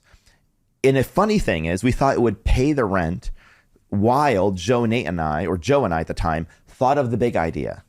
We kept talking about the big idea. And Air Bed and Breakfast was just a way to keep solving our own problem, paying our rent, before we came up with the big idea. But when I joined Y Combinator, it's a very well-known startup incubator of sorts, the founder, Paul Graham, used to have a saying, and it's the most important advice I ever got, and it's what you were saying, and it's counterintuitive. He said, it's better to have 100 people love you than 1 million people that just sort of like you. If you have 100 people that love your service, when they love something, they'll tell everyone they know. I remember talking to somebody, she loved Airbnb. I'm like, how many people did you've told Airbnb? She goes, I probably told 10 or 20. And their friends standing next to her go, no, she's told like 100 or 200 people. And I started realizing people who love something become your marketing department, and they'll tell other people. And if they tell other people, that grows by what we call word of mouth. So how do you get somebody to love something? I don't know how you get 1 million people to like something at the same time when you're starting from nothing. But I do know how you could get 1 or 2 people to like something. You can meet with them. You can understand what their needs are. And you could design something so perfectly spoke just for them. And you could literally think of them as recruiting one person at a time. If you have a business idea, you don't need to get to 1 million. Before you get to 1 million, you need to get to 100,000. Before you get to 100,000, you get to 10,000. And before 10,000, you get to 1,000. And before 10,000, you can get to 100. So all you have to do, and all roads lead to 100. Don't focus on the mountaintop. Focus on the first step. Don't focus on 1 million. Focus just on 100. And as you do that, you make the problem small and manageable. Because 1 million has to build systems, and you start developing complexities you can't deal with. So all you got to do is get to 100. Once you get to 100, now you get to 1,000. And what you do is when you get 1,000, you just keep going in orders of magnitude, and that job changes. But people get paralyzed because they think they have to make something big. And they're like, well, Apple wasn't like this, or Google wasn't like this. Well, actually, Apple started by selling these blue boxes in the back of like a trunk of a car. Google was this like research project they were going to sell for like low millions of dollars, and they didn't really know what they had. These things all start as unprestigious toys that seem hacked together and they're only made for you and your friends. That's almost always how it starts. And that question there about creativity beating rationality from like a corporate America standpoint, the Airbnb story is riddled with moments where you chose creativity and customer experience over scalability and profits, but that wins out over a long period of time in the story. It always does, doesn't it? I think it's in our soul to be creative. I think most entrepreneurs are creative. It's funny, almost every business is conceived intuitively. Maybe sometimes people have a business plan and they have some like statistical insights and data, but most people when they start a company, they have no data. Like they have no customers, and even no customers, you probably have no data. And so everything is started with intuition, with insights and understanding. And then the problem is, as you get more successful, you get more data. And as you get more data, you get more reliant on the data. And as you get more reliant on the data, you get more derivative, you get more iterative. And data is good. It's what we might call necessary, but not sufficient. But why, if something made you successful, would you abandon it? If you follow your intuition, if you follow your heart, if you had ideas, why would you cease to have them the bigger you get? You don't just have to found a company, you have to continue to refound it, to rebuild it, continue to have new ideas. And I think the difference between Airbnb and a lot of other large multinational corporations is you think of a company like a body. Most companies, it's like they're cut off at the head, they're disconnected from their heart, and they're kind of cut off and they're focused on the one more analytical side of their brain. I think what most companies need is more creativity and maybe a little more heart and soul. Most people at companies are loving, well-meaning people. They just don't act that way. You know, like the HR and legal departments are mostly really good people, but the departments sometimes work where the groups overly defer to these groups. They're very risk averse. They round the edges off it. They cease to take risk, not realizing the biggest risk is we don't change in a world that we know will change. But no one wants to be the one to make a change, to take a risk. The organization starts focusing on itself rather than why it exists, to serve other people. So all these things start happening and you start appointing more and more analytical people. And then pretty soon you wake up and the only people on your board are only analytical people and they only value what can be measured. And the only things you are measuring are measured on a short-term horizon. So the quality of your product, the brand, how happy people are, the vision, whether you're moving in the right direction, are you about to be disrupted in the latest technology? These things are all hard to measure. There's an old saying by a Nobel Prize winner named Linus Pauling. He says, not everything that counts can be counted. Not everything that can be counted counts. So we tend to have a bias towards short-term financial measurements. It doesn't mean they're unimportant, but if you only optimize for them, then you are going to be imperiled, and it's a pretty damn good guarantee that you're going to be irrelevant in the future. So I feel like there needs to be more heart in business, more creativity in business, and not for the sake of the creative people, for the sake of the businesses, for the sake of the world we live in. Don't we want to live in a world that's more interesting, than more exciting? We need to bring the creativity that artists and scientists come together to bring, and it's that marriage of artists and scientists and operators all coming together that I think can design a significantly better world than the one we have in now. We have all of the technology we need to design a better world. We, believe it or not, have all the money we need. We can say we need more money, but actually we could be more efficient and more productive with the resources we have. This is going to require creativity, though. We've got an exciting new sponsor on this podcast, and I couldn't be more excited to announce that we're now working with Shopify. And if there's one tool that I use pretty much every single day in my businesses, that is certainly Shopify. I'm sure you've all heard about Shopify, but for some reason, if you haven't, then Shopify is the commerce platform that is revolutionizing millions of businesses worldwide. Whether you're starting a side hustle, a new project with a friend, or a global business, Shopify has you covered. You guys may know that we recently sold a product on this platform called the Diary of a CEO Conversation Cards, which featured questions from the guests in these episodes. And from start to finish, from launching that product, we used Shopify, a total game changer, makes life incredibly, incredibly smooth when it relates to business, and a tool that my team have absolutely loved using, which is not always the case with technology. We couldn't have launched those conversation cards without it. And if you guys haven't tried Shopify out for yourself, then I highly suggest you do. Head to shopify.com/Bartlett to take your business to the next level today, and let me know how you get on. That's shopify.com/Bartlett. Let me know how you get on. As you may know, this podcast is sponsored by Huel. If you're living under a rock, you might have missed that. I discovered Huel's RTD about 4 years ago. Huel's RTD is basically a meal in a bottle. It is nutritionally complete. It contains 26 of your essential vitamins and minerals. It's got your protein in there, 20 grams of protein. It's got slow release energy in there in the form of those slow release carbs. It's just nutritionally complete. Not only have I got a good relationship with it in terms of health, but it saves my life in terms of those busy days where there's a higher probability of me reaching for something I might regret. If you haven't tried Huel's RTD, you could probably see it in a couple of supermarkets, but you can order it online and the link is in the description below. Let me know which flavor is your favorite, and also tell me if it ends up adding value to your life in the form of making you nutritionally complete on those difficult days. At the very beginning, I saw this email, which I think is really important, because maybe it's the most important thing, because there are going to be people starting companies now that are getting a lot of emails like that. This is from August 1st, 2008. We were, by the way, so let me give the context of this email. So Joe, Nate, and I were trying to raise money. For everyone trying to raise money, I want you to know that Airbnb was trying to raise $150,000 at a $1.5 million, I think, post-money valuation. I'll give you that right now. Exactly. And here's one of many rejection letters. Hi, Brian. Apologies for the delayed response. We've had a chance to discuss internally and unfortunately don't think that it's right for fill-in-the-blank investment firm from an investment perspective. The potential market opportunity did not seem large enough for a required model. Now, I want you to just put in this perspective. Airbnb handles nearly as much money as the entire GDP of the country of Croatia today. One in about every $1,500 spent in the world, about $1 spent on Airbnb. That's a pretty large market. And our business is pretty much the same idea as the idea that we proposed that person who said our market opportunity wasn't large enough. So there's probably a myriad of lessons in that, aren't there? And I think that it's a reminder that the world doesn't just change, or at least it doesn't just transform towards our dreams, ideals, and ambitions. That requires certain types of people. We might call them entrepreneurs, inventors, all sorts of people in different domains that believe the world could be a little different than the one that they live in.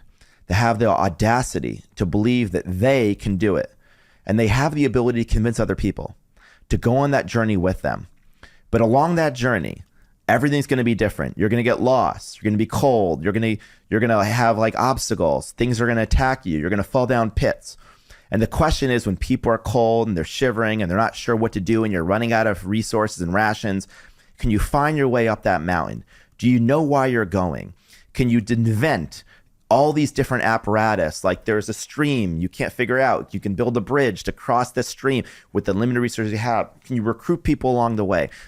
And can you beat the drum? And when people are tired and they say, I want to sleep, you say, yes, we're going to rest, but we got to go. Just 500 more steps. I know it's right over the edge. I think we can do a little bit better. And can you push people outside their comfort zone? Not enough to hate you, but enough to feel like a trainer. You're like 3 more reps and you don't want to do it. And then that very moment, they're not your friend, but at the end of the workout, you're like, thank you for pushing me that hard. This is that kind of person. And can you take divergent ideas that no one's ever seen before and just continue to reformulate them? Could you store these ideas in your head, 1,000 competing ideas, and just reformulate them in your mind? It turns out this stuff is difficult, but you can work your way up there. Most people watching this have the skill set to be an entrepreneur. Not everyone has the skill set or the desire to run a giant company. I don't think everyone needs to do that, but a lot of people have the skill set to do something, to start something. This is what you need to get up the mountain. And the problem is, imagine we got up the mountain and then somebody was dropped from a helicopter, having never walked up the mountain, and you tell them, okay, now you lead this group up the next mountain. Can you imagine how hard it'd be for that person to drop from the sky? Or maybe they joined a third of the way up the mountain, but they weren't there at the very beginning. You see, a founder brings 3 things that a professional manager doesn't have. The first thing a founder has is they're the biological parent. So you can love something, but when you're the biological parent of something, like it came from you, it is you. There's a deep passion and love. The second thing a founder has is they have the permission, right? Like I can't tell another child what to do, but if they were my child, I probably could. I have the permission. And so you have a permission. I could rebrand the company, and a professional manager would probably come and say, I can't do that. But I know how we named it. I know how we branded it. So you know what you can change. And the third thing that a founder brings is you built it. So you know how to rebuild it. You know the freezing temperature of a company. You know at what temperature it melts. You know like what this looked like before it was tooled, where it came from, the alloys, where they were sourced from. You're not just managing it, you're building it. And the problem is professional managers typically don't have any of those three, at least not in the abundance of founders. But the problem with founders, there's two problems. The first is most of them cannot scale to run a giant company.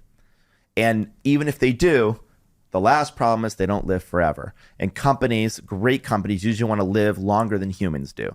And so therefore, you end up with the inevitable challenge that Disney and Steve Jobs had, which is succession planning. And actually, both of them died prematurely, and maybe Steve prepared more than Walt did. And that's the last step of the journey. But I think there's something really special about founders and founder-led companies. And I think that if you want the world to change, we need more entrepreneurs. We need more founders. If you want to empower more women, you should make more women entrepreneurs. If you want to lift up more economies around the world, you should lift up entrepreneurs in those economies. It's one of the greatest ways to create wealth, to change the world, and to just change the trajectory of society. So powerful, Brian. It made me think about what Steve Jobs did leave behind. And that's maybe where the word culture comes in. Because I would have bet against Apple surviving and flourishing in the wake of Steve Jobs' passing, because Steve was so special. But he clearly left a set of enduring principles behind. Culture. You know, I spoke to Daniel Ek, as you said, is a friend of yours. He said to me, 20 years old, didn't care about culture. 30 years old, didn't know what it was. At 40 years old, I think company culture and team culture is the most important thing. When you think about culture, how important is that? What is it? How does one go about creating it? It's funny you asked this question, because last week I sent an email to the entire company, to all 6,000 people. And my email was about culture and why it's important and what it is. Can I read you a portion of it? What a privilege. So the context of the email is I hired a head of people and culture, like a different name for HR. Jonah and I have always believed that you must design the culture you want. Otherwise, it will be designed for you, and you might not like what emerges. The people and the culture they create are at the heart of Airbnb. Simply put, culture is what creates the foundation for all future innovation. In the long run, the culture is the most important thing you will ever design, because it's the engine that designs everything else. All good designs start with a vision. And I want working at Airbnb to feel like working at the world's largest startup. I believe we can grow into one of the largest companies in the world without feeling large. A company that's still run like a startup, with the best people in every discipline collaborating at high speeds with intense focus, all while maintaining minimal bureaucracy and communication layers. And to make this happen, we're going to reimagine the HR function, because too many companies have lost sight of what HR was originally designed to do, reducing it to merely an administrative function. Yet at its core, HR is about people and culture, and it's one of the most strategic functions within a company. That's why we don't call it HR, because it should be about bringing out the very best in people. Most of all, I want us to feel like we're building one of the most creative places on earth. A company that brings together some of the best people of our generation to dream up new products and services that capture the world's imagination. A place where years from now, people would say, if I was alive during that time, that's where I would have wanted to work. I literally wrote that email last week about culture. It's so incredible. It's so incredible because the greatest leaders that I've met all arrive at the same conclusion about culture. Even if it takes them 10 years or 20 years or whatever, they arrive there. The question though, because so many CEOs could send that email. Yes. Right? Everyone could just, they just heard Brian say it, so they copy and paste and send it to their team. The question is, how do you actually create that? It's so great. So big, huge insight here, okay? I used to think you talk about the culture and you talk about how important it is. And you write out a list of, well, what is your culture? Well, our culture are a bunch of principles or values we live by. So, well, what makes us most unique? Let's do a session. Let's write out a list of our values. Now let's tell everyone the values. Let's print them on the walls. Let's have people repeat them. Let's keep telling people culture is important. And that stuff can help a little bit, but it's not how you build culture. So let me give you a few thoughts. Your culture is the shared way you do things. And often they're based on lessons you've learned. And the lessons you tend to remember the most are the ones that are seared in you. They come from trials and tribulations, from your most difficult times. It's the way you rise to the occasion in the face of adversity. Your culture is the behaviors of the leaders that get mimicked all the way down every single person. Your culture is every time you choose to hire someone, every time you choose to fire someone, every time you choose to promote somebody. It's the way everyone does everything. And the way a leader designs the culture is not by writing out a list of values.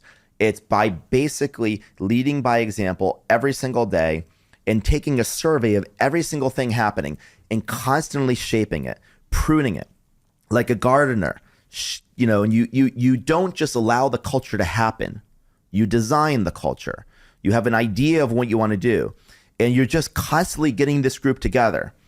You might have a culture of excellence, and a culture of excellence means I review all the work and I say, not good enough, not good enough, not good enough.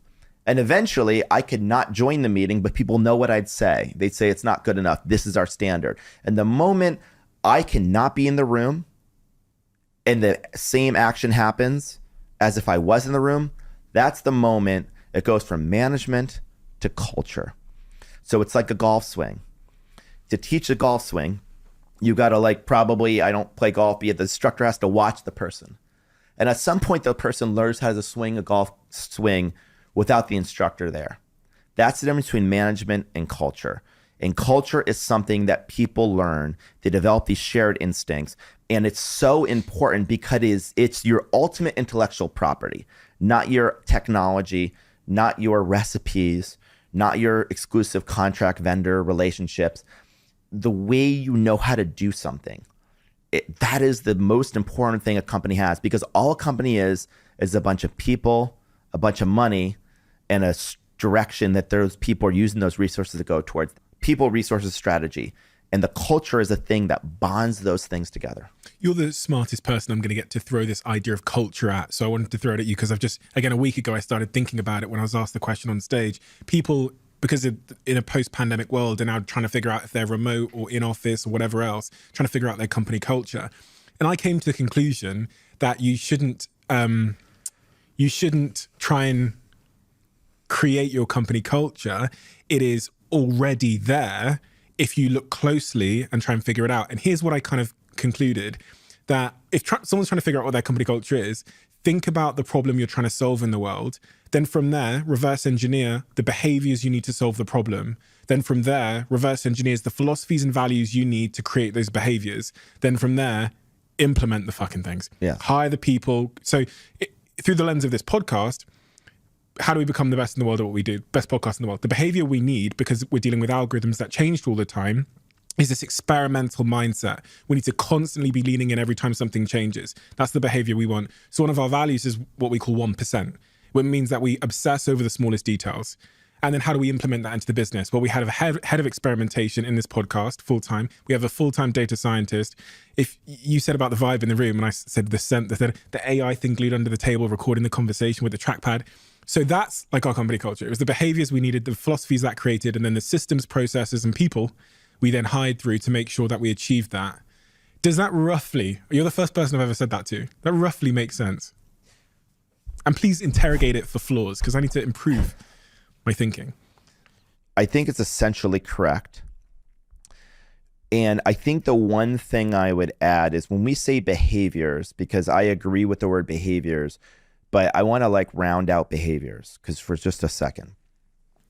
I used to think behaviors as the things in addition. We used to say the what and the how. This is something I always got wrong. There's what you did and how you did it. And people tend to think of the what as competency, how well you did your job, and culture is how you went about doing it. And like, so were you a jerk? Were you nice? Did you make people around you better? And I don't think that's accurate. That's what I used to think. There's the what and the how. It turns out the how you do something creates the what. In other words, you can't break the core values and succeed at making something, but like trample on people along the way.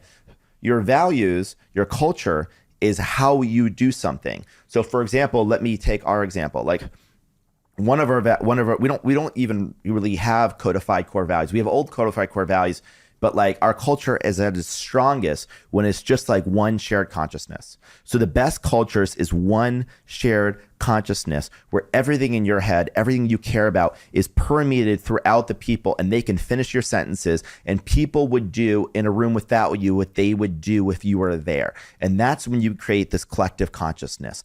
So my thing is the culture starts with the intersection of what your vision is and what your personal values are and how you want to lead. And to use this, I just want to give one very concrete example of where I left this out. I'm a perfectionist. If people who work for me will watch, they'd actually laugh because that's kind of like a classic understatement.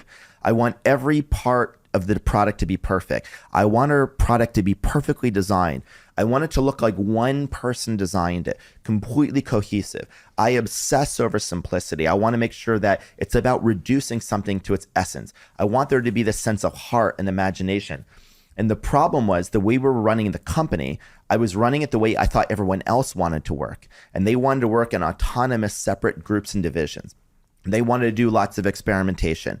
And for me, I like to be creative and experimental, but I not want to do micro experimental optimizations for software. Because what that meant, let me use an analogy. Let's say we're making a car. One team is experimenting on the tires, and then another team's experimenting on the wheels. But it turns out those two things don't fit together. And they fit together, they invent this new wheel. Now it's got to fit on a bigger car body. So now they got to go to the car body team and change the shape of the car. But that makes the car, I don't know, maybe heavier. They need a different battery. So now they go to the battery team. The battery team says, well, we need to manufacture a new battery. But now they need to actually capitalize that. So they go to the finance team.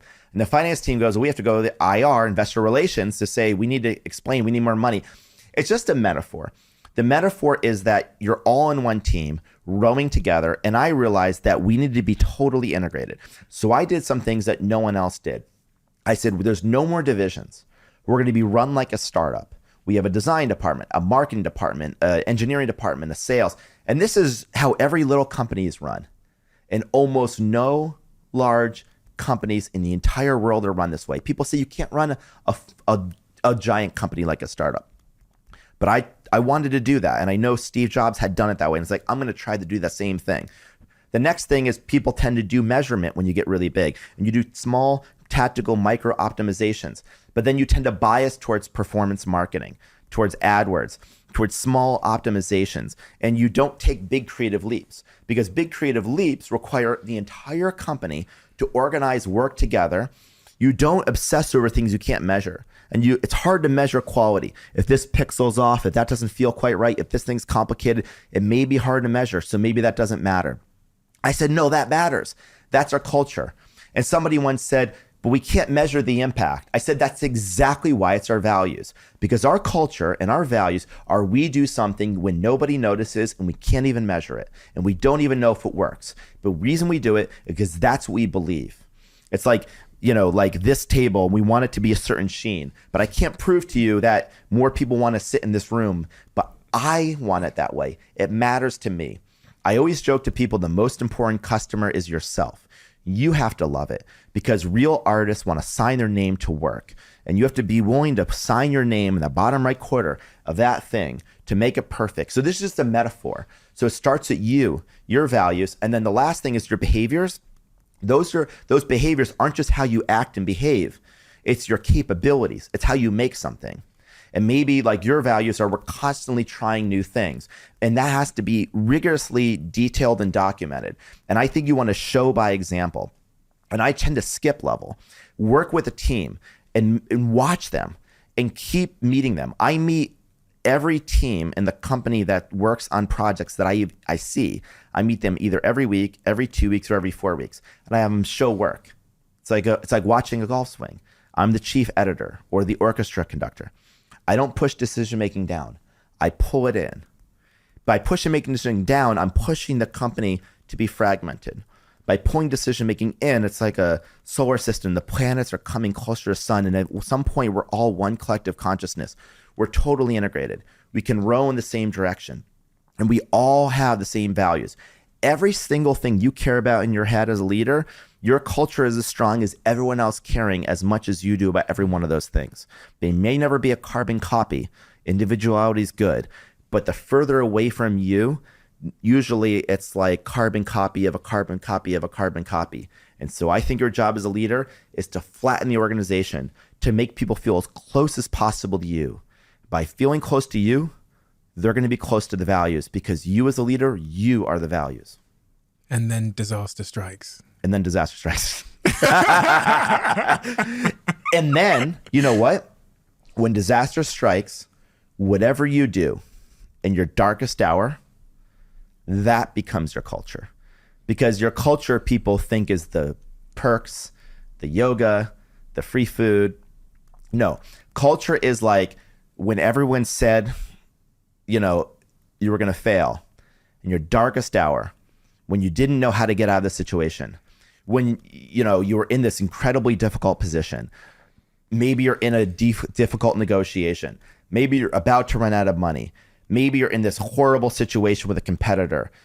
Whatever you do in that difficult, or in our case, a pandemic, and you're about to go public, and you're working on one of the biggest IPOs ever at that point, and then suddenly you lose 80% of your business in 8 weeks. That's what you lost. 80% of our business, and we had a business larger.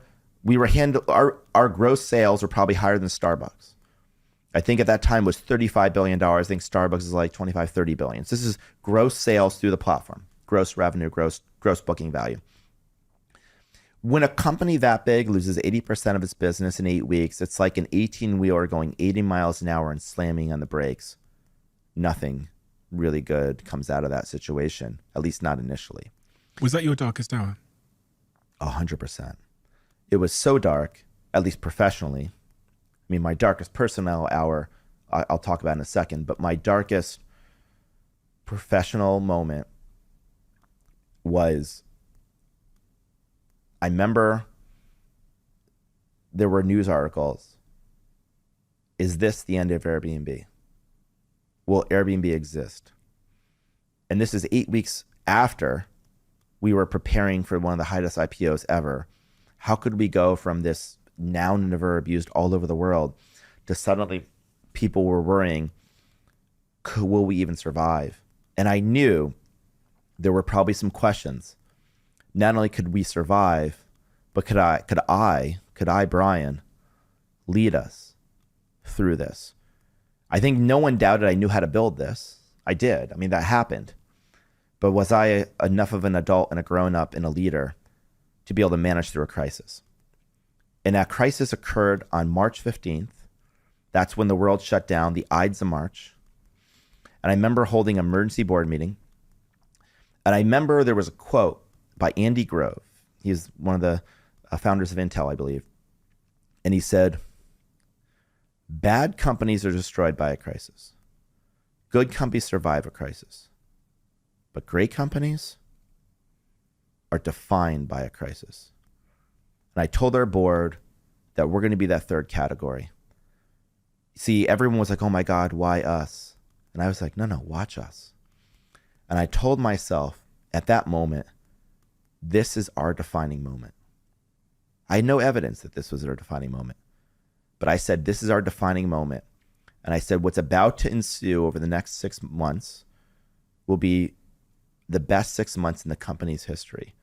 We are going to redefine every part of our company. So I learned a lesson in a crisis. You make principled decisions, not business decisions. A business decision is you make a decision predicting the best possible outcome. A principled decision is irrespective of the outcome. Maybe you have no idea how the outcome is going to play out. How do you want to be remembered? What's important to you? I wrote a bunch of principles. Some were pretty simple, like act decisive and fast. Everyone, by the way, data-oriented people really struggle in crisis because the data has changed and they don't know what to do and they are uncomfortable making intuitive decisions. You better do that in a crisis. The second, as I said, act with all stakeholders in mind. A lot of people suddenly, they don't think about everyone and they get really cold and heartless. I mean, that's a temptation and you should not do that in a crisis. Always imagine, how do I want to be remembered in history? Maybe history won't remember you. Maybe we're not important enough to be remembered, but pretend like we are. If we had to be remembered, how do we want to be remembered? Act decisive with all stakeholders in mind, preserve cash, win for the next travel season. People said travel may never come back. It may not come back forever. I said it will come back and we're going to win. And I think the final thing is to remember that a crisis is a terrible opportunity to waste. If you tell yourself, this is my defining moment, then that creates an optimistic mindset.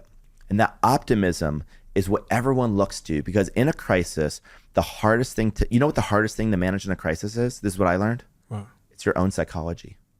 It's not the employees. It's not the financials. It's your own psychology. Because if you think you're screwed, people see in your eyes and they say, well, you have the most information, so we must be screwed. But if you're optimistic, and that optimism is rooted in reality, some basic facts, that people still want us to exist, and here's why, then that optimism is going to be the conditions for creativity. And you damn well need creativity in a crisis, because in a crisis, you often have like two bad options. And you sometimes want that third path. And that's what creativity is. Oftentimes in life, creativity is that third path, that third road that doesn't exist, that you pave with all the components that weren't ahead of you. So that's what we did. We rallied the company together. We got in a foxhole, basically, and we rebuilt the company from the ground up. We had to make some incredibly difficult decisions. We had to reduce the size of our company by 25%. History will always remember how you did that. I hope so. And I hope they remember it well. I remember it. I read it 1 hour ago before you came here. I read every article about it, and you were Can I read the ending of it? Yeah. So I wrote this long letter when I never thought I would, and I just want to read the ending of it because I'm going to read just the close, the last 3 paragraphs. So I write this letter informing the company of a layoff. This is, obviously very difficult, and actually in a pandemic, it's pretty traumatizing because it's uncertain, you're isolated, you're by yourself maybe, and you don't know if you're laid off in a pandemic, who's hiring, because the economy slowed down and we were in a recession. So I go through this email, I write out all the benefits. I'm not going to read the whole thing. I want to just fill the gap for you though, because okay, the benefits you gave, I read it upstairs, the benefits you gave people were unlike any other company did. The way you looked after their mental health, the way you offered to maintain their healthcare in the US, people lose their healthcare if they lose their job. I looked at it and thought, fucking hell. We created an alumni directory where if you were laid off, you could opt into a public directory. We'd publish your information and we'd point recruiters to your information. And we ended up getting like hundreds of thousands of recruiters and people ended up visiting those profiles. And a lot of those people got rehired. I was even calling CEOs. And I remember, this is how I want to be remembered. I only remember that when I'm imperiled, we're in our darkest hour, I'm not just worrying about how we will survive. I'm trying to call CEOs of other companies to see if they can hire our people. But I want to read you what you made a long-term decision in that moment. Yeah, it's so clear. Well, I asked, how do I want to be remembered? CFOs wouldn't have made, like, I'm not saying CFOs in general, but finance-focused data people would never have made those decisions. It's nothing. Yeah, and the lesson isn't that finance isn't good or data isn't good. It's that making decisions solely on a financial basis are usually not good.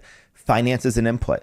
I appreciate my CFO and the finance team at Airbnb more than I ever have before the pandemic. Before the pandemic, I did not have nearly as healthy a relationship with my CFO. I saw them as somebody trying to control me and say no to me.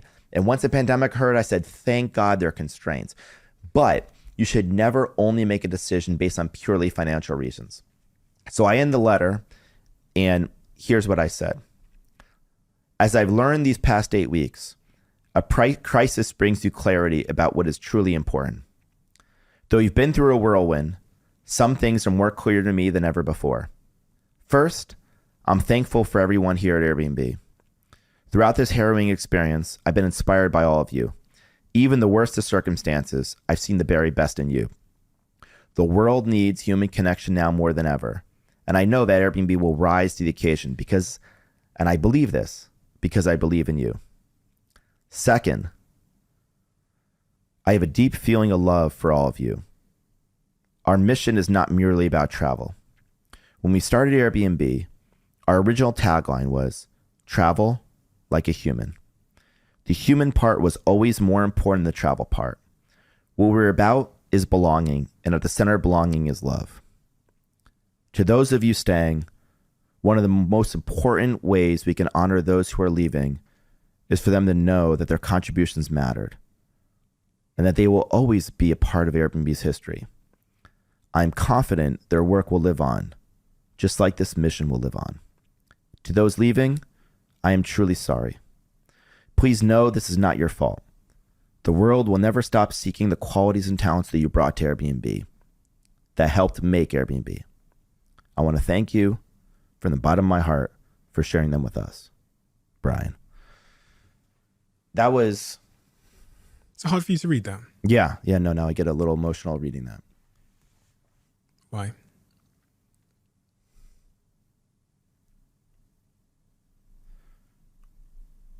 Because of the thing I said, I had a deep feeling of love for all of them, and even the ones I hadn't met. Like, I knew them through the work, and I knew how much sacrifice they made. You know, the burden you have when you're a leader and you say, we should do this thing. And it turns out somebody actually does that thing.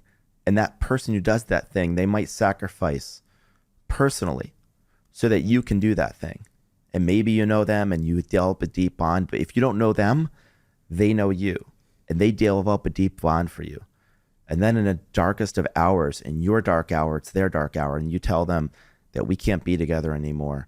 And that's difficult. And imagine breaking up with somebody. Now imagine breaking up with 2,500 people or 2,000 people. It's very difficult. And I sometimes some people think don't get emotionally involved. It clouds your decision making. I would say the opposite. I say get as emotionally involved as possible so you understand the consequent decisions. And now try to make a decision, but seeing the entire picture, the emotions, the financials, the strategy. You're a whole person. Bring all of it into the place. That letter was one of the most defining moments of my life, in my career, and something remarkable happened right after that letter. I got hundreds of thank you letters from people who were laid off. It was the most unexpected, one of the most unexpected things in my life. And I think what they were thanking me for wasn't just the benefits we gave. I did say something. I said, we have great people and other companies would be lucky to have them. In other words, people had, even when they got laid off, had to have dignity. And dignity required me to elevate them and remind people that these people are really good. And if I said they're really good, other people might want to hire them. And the last thing is that I think many people just thanked me because they felt like we had created a very special place, that a special place in their heart. And many of them said, we still want Airbnb to exist because there's no company quite like it. It doesn't mean we're better than everyone else, but it means, like every person, we're a little bit different. There's something different about us. And those that left, that remained at Airbnb, I think after that letter, I think they came to work even harder. And something happened after that. Those that remained, 4,900 of us, against all odds, on Zoom, in the middle of a pandemic, we rebuild the company from the ground up. We reorganize every part of the company. We rebuild all the products. We redo how we do marketing.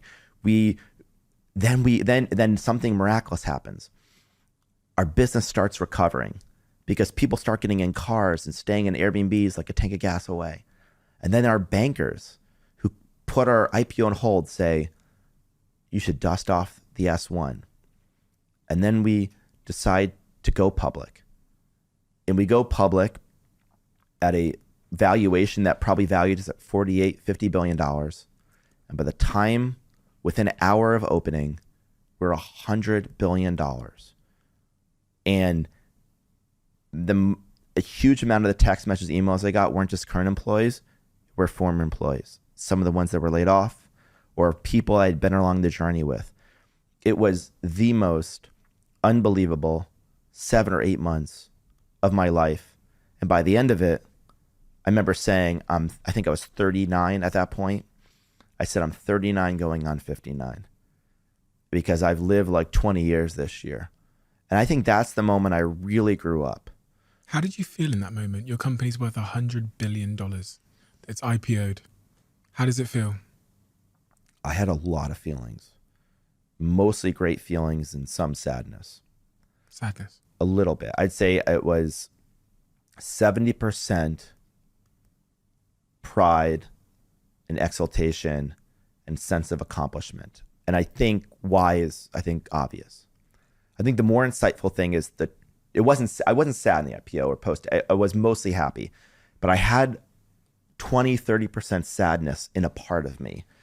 And it emerged after the high of the IPO started going down. And then I went about my daily life because the IPO was December 10th and December 17th and December 20th and January 1st and January 10th. And you know what happened? The thing that shocked me was my life day to day was exactly like it was before the IPO. It was as if nothing had happened. The IPO and us being a public company mostly existed in my head as a consciousness. Yes, we were now public, and yes, we now had a quarterly earnings report, but like I'd wake up on Monday and nothing was really different. And the point of the story is that if your goal was to be public, so you could say you're a public company CEO, you made people all this money, you became a public. It's kind of like saying, I became a doctor. I won this gold star. I did this thing. These things have merit. They're great to accumulate, but they're not going to fill you the way you think they will. The thing that's going to fill you is not what you achieve. It's going to be what you do every single day. If you do things you love and you surround yourself with people you love, you're probably going to be happy as long as you don't take those things for granted. And if you isolate yourself doing things that are painful or you don't love, or you do, but along the way, you don't make time for people that you love, then you might not be happy. Why is this so simple? I don't know, but that seems to be the case. You talked about your professional low moment being the pandemic. Your personal low moment over the last 15 years? This leads into it, after the IPO. Because 2020 was 24/7.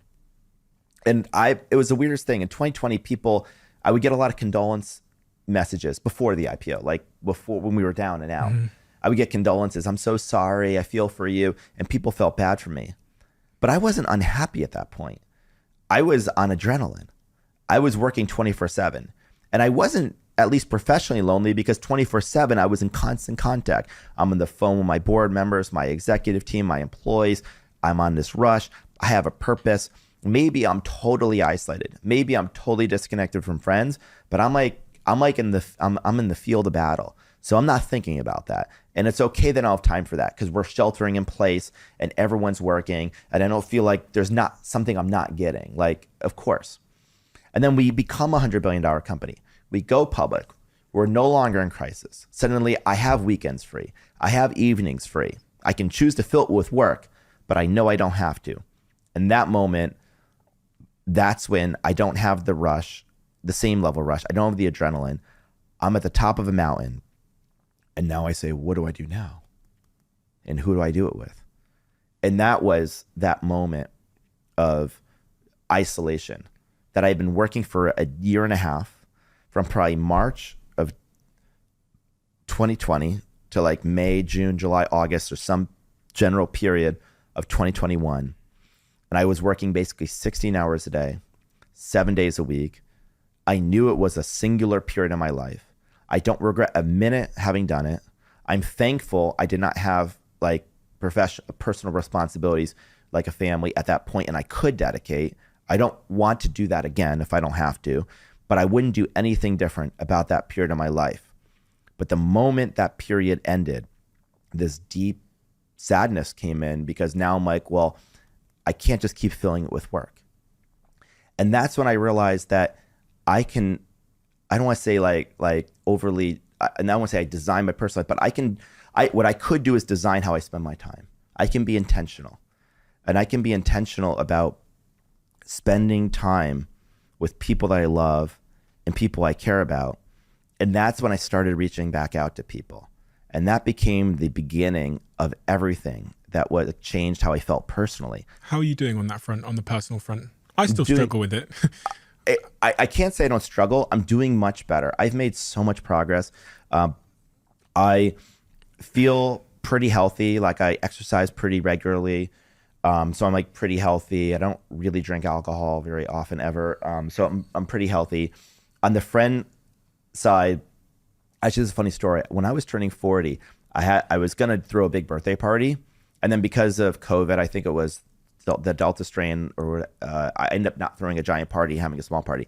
But for the first time in my life, I had to write who all my friends are, because I had to send an invite list. And I never, it's kind of like if you're like going to get married, people have to create a wedding list. And maybe in your life, you've never written who all your friends are. Why would you? And the crazy thing is, as I wrote a list of my friends, I started realizing how many I hadn't kept up with. And so then I literally went down the list of like dozens and dozens of friends. And now I'm pretty disciplined about staying connected to people. But romantic relationships. I was in 2 relationships over the course of 9 years. They were very long relationships. So I spent most of my 30s in 2 very long relationships. I'm single now, and I've dated some, but that's probably something I need to make more time for. And it's definitely like more complicated for me today than it was when I was in my early 30s. Like, you know. Is it hard for someone like you to meet someone? I think the part that's like kind of interesting is like,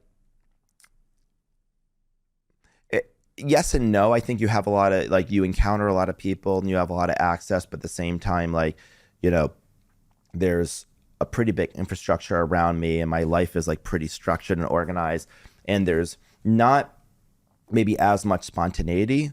Like, I'm not just gonna like bump into somebody at the grocery store as frequently as I used to. Like, not to say that's where you meet somebody, but you know what I'm saying? Like, there's a little less spontaneity. It's definitely not the easiest. It's not the easiest thing, but I'm not sure it ever is easy. I think there's always this happenstance that occurs. So, you know, I kind of said, like, my job isn't to like try to find somebody. My job is to, it's kind of like, I wonder if finding a partner is similar to finding what you want to do with your life. Some people say follow your passion. And I always say, but what if you know what your passion is? I think the better thing is to follow your curiosity. But your curiosity is something you must actively participate in. You must actively put yourself out there in situations to discover what you love and who you love. And be open-minded. And be open-minded, knowing that you might not predict what you want, and that you might not have a type, because to have a type is to be so prescriptive that you think you know exactly what you want. Well, if you knew exactly what you want, you'd probably already have it. You said a second ago, the vision really actually starts with the founder. You've gone through a lot of personal changes over the last couple of years. And that's sort of inspired the next chapter of Airbnb, it seems, about connection and being more than just people renting out their houses. What is that next chapter for Airbnb? So I think when people see Airbnb on the surface, they see homes. Most of those homes are empty. And the reason you book them is because you can save money. Maybe you can live like a local. You can have these really cool, memorable vacations. But, you know, it's a space. And I think that the center of gravity of Airbnb, over time, I like to shift from the spaces to the people. I think at the end of the day, we're not just a service. We're not just a product. I think what I'd like Airbnb to become is more of a community, more of like a global travel community. And I think in that community, I imagine that everyone will have this really robust profile and with this rich identity system. So we know who everyone is and everyone knows who everyone else is, which I think is the foundation of trust. The profiles are really rich with public information and personal information like preferences. And you come to Airbnb not just to find a space, but because Airbnb, the app, the brand, the company, you feel like it really knows you and understands who you are and really what you want. And maybe initially for travel, but eventually you could go beyond travel.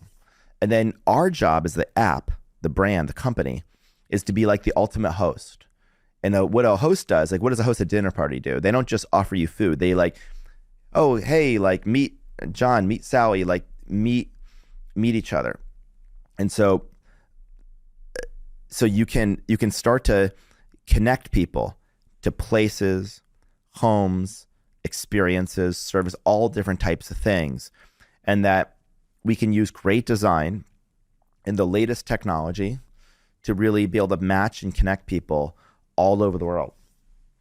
And if we're successful, then, I think we can push against this dark cloud of, loneliness that has been, casting shadows over society all over the world. I mean, literally right before this, the reason I'm in a dress shirt, I took my jacket off, was I was at 10 Downing Street, but I wasn't meeting the Prime Minister. I was meeting some of his members of his staff, including the Minister of Loneliness. They have a Minister of Loneliness. The fact that the United Kingdom needs to have a Minister of Loneliness, and probably many countries do, tells us that it's not just older people that are lonely.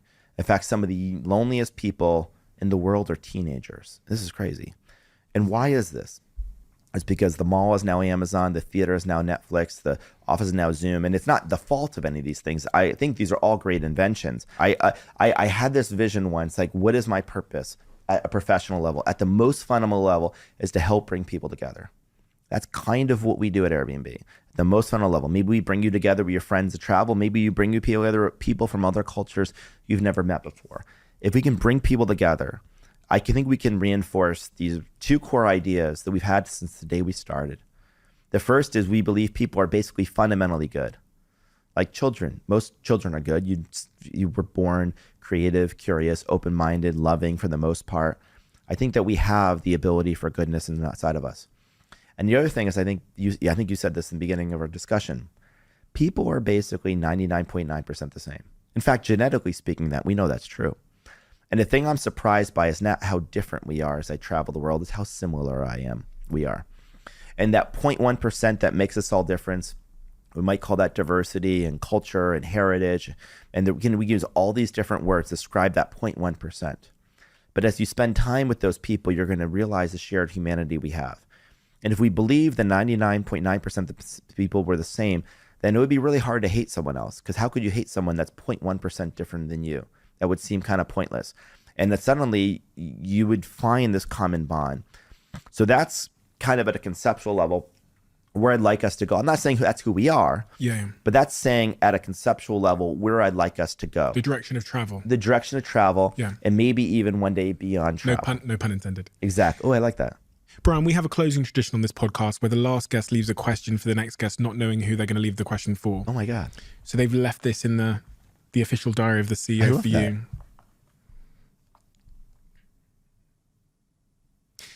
There's a question we are often asked that we usually gloss over or lie about on a frequent basis. Will you answer this question and answer it honestly? The question is, how are you?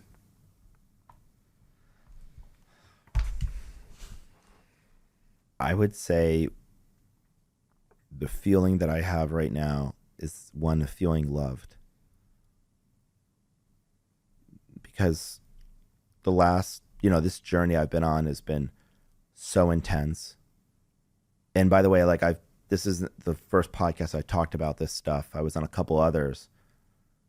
And after I started talking about this, I had a lot of people in my life who I love who reached out to me, and it's been a basis for some connections. And what I've realized is I was never as alone as I thought I was. And I had so many more people in my life than I realized, and they loved me more than I ever knew. It's kind of funny. We often wait till after people die to tell them how much we love them at these services, hoping maybe they're watching. And sometimes there's a reminder that we should tell them how we feel about them while they're still alive. And I've gotten the benefit of people telling me that. And I've been able to tell them that I had a cold, and sometimes I have these temporary feelings of, I'm a little bit like a little tired here and there. But those feelings come and go. And the feelings that stick with you are like really basic feelings. And I think the most important feeling that I have is love. And I make my best decisions when I'm feeling that, because that love is like the light, and it's like a true North Star. And that's how I'm feeling right now. And also, the more I think about it, the more I let it in, the better it feels, and the more it's true.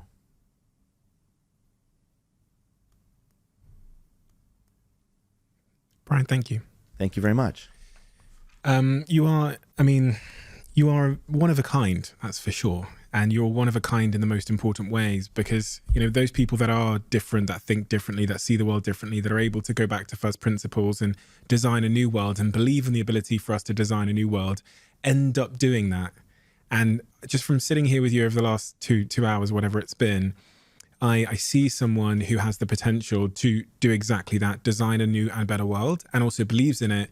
And in doing so, inspires others to believe that that's possible too. That is a truly special thing. I've interviewed a lot of people. Not everybody has that, but you're born with it. And the cost of that, so clearly to me, is the feeling of being different. Yes. It's also probably a struggle to form connections in other ways where other people might do it so seamlessly. Yes. But from a societal perspective, the sacrifice you make in being different is one that society will owe you for long after you're gone. And it's a worthy sacrifice. It's a truly worthy sacrifice, because if there was ever a time, as you said, with the loneliness that Theresa May appointed, that we needed someone to be thinking about bringing people together and designing a new world, as you tried to when you were a young boy, it is now. So thank you. Well, thank you so much for having me here. It's been an incredible conversation.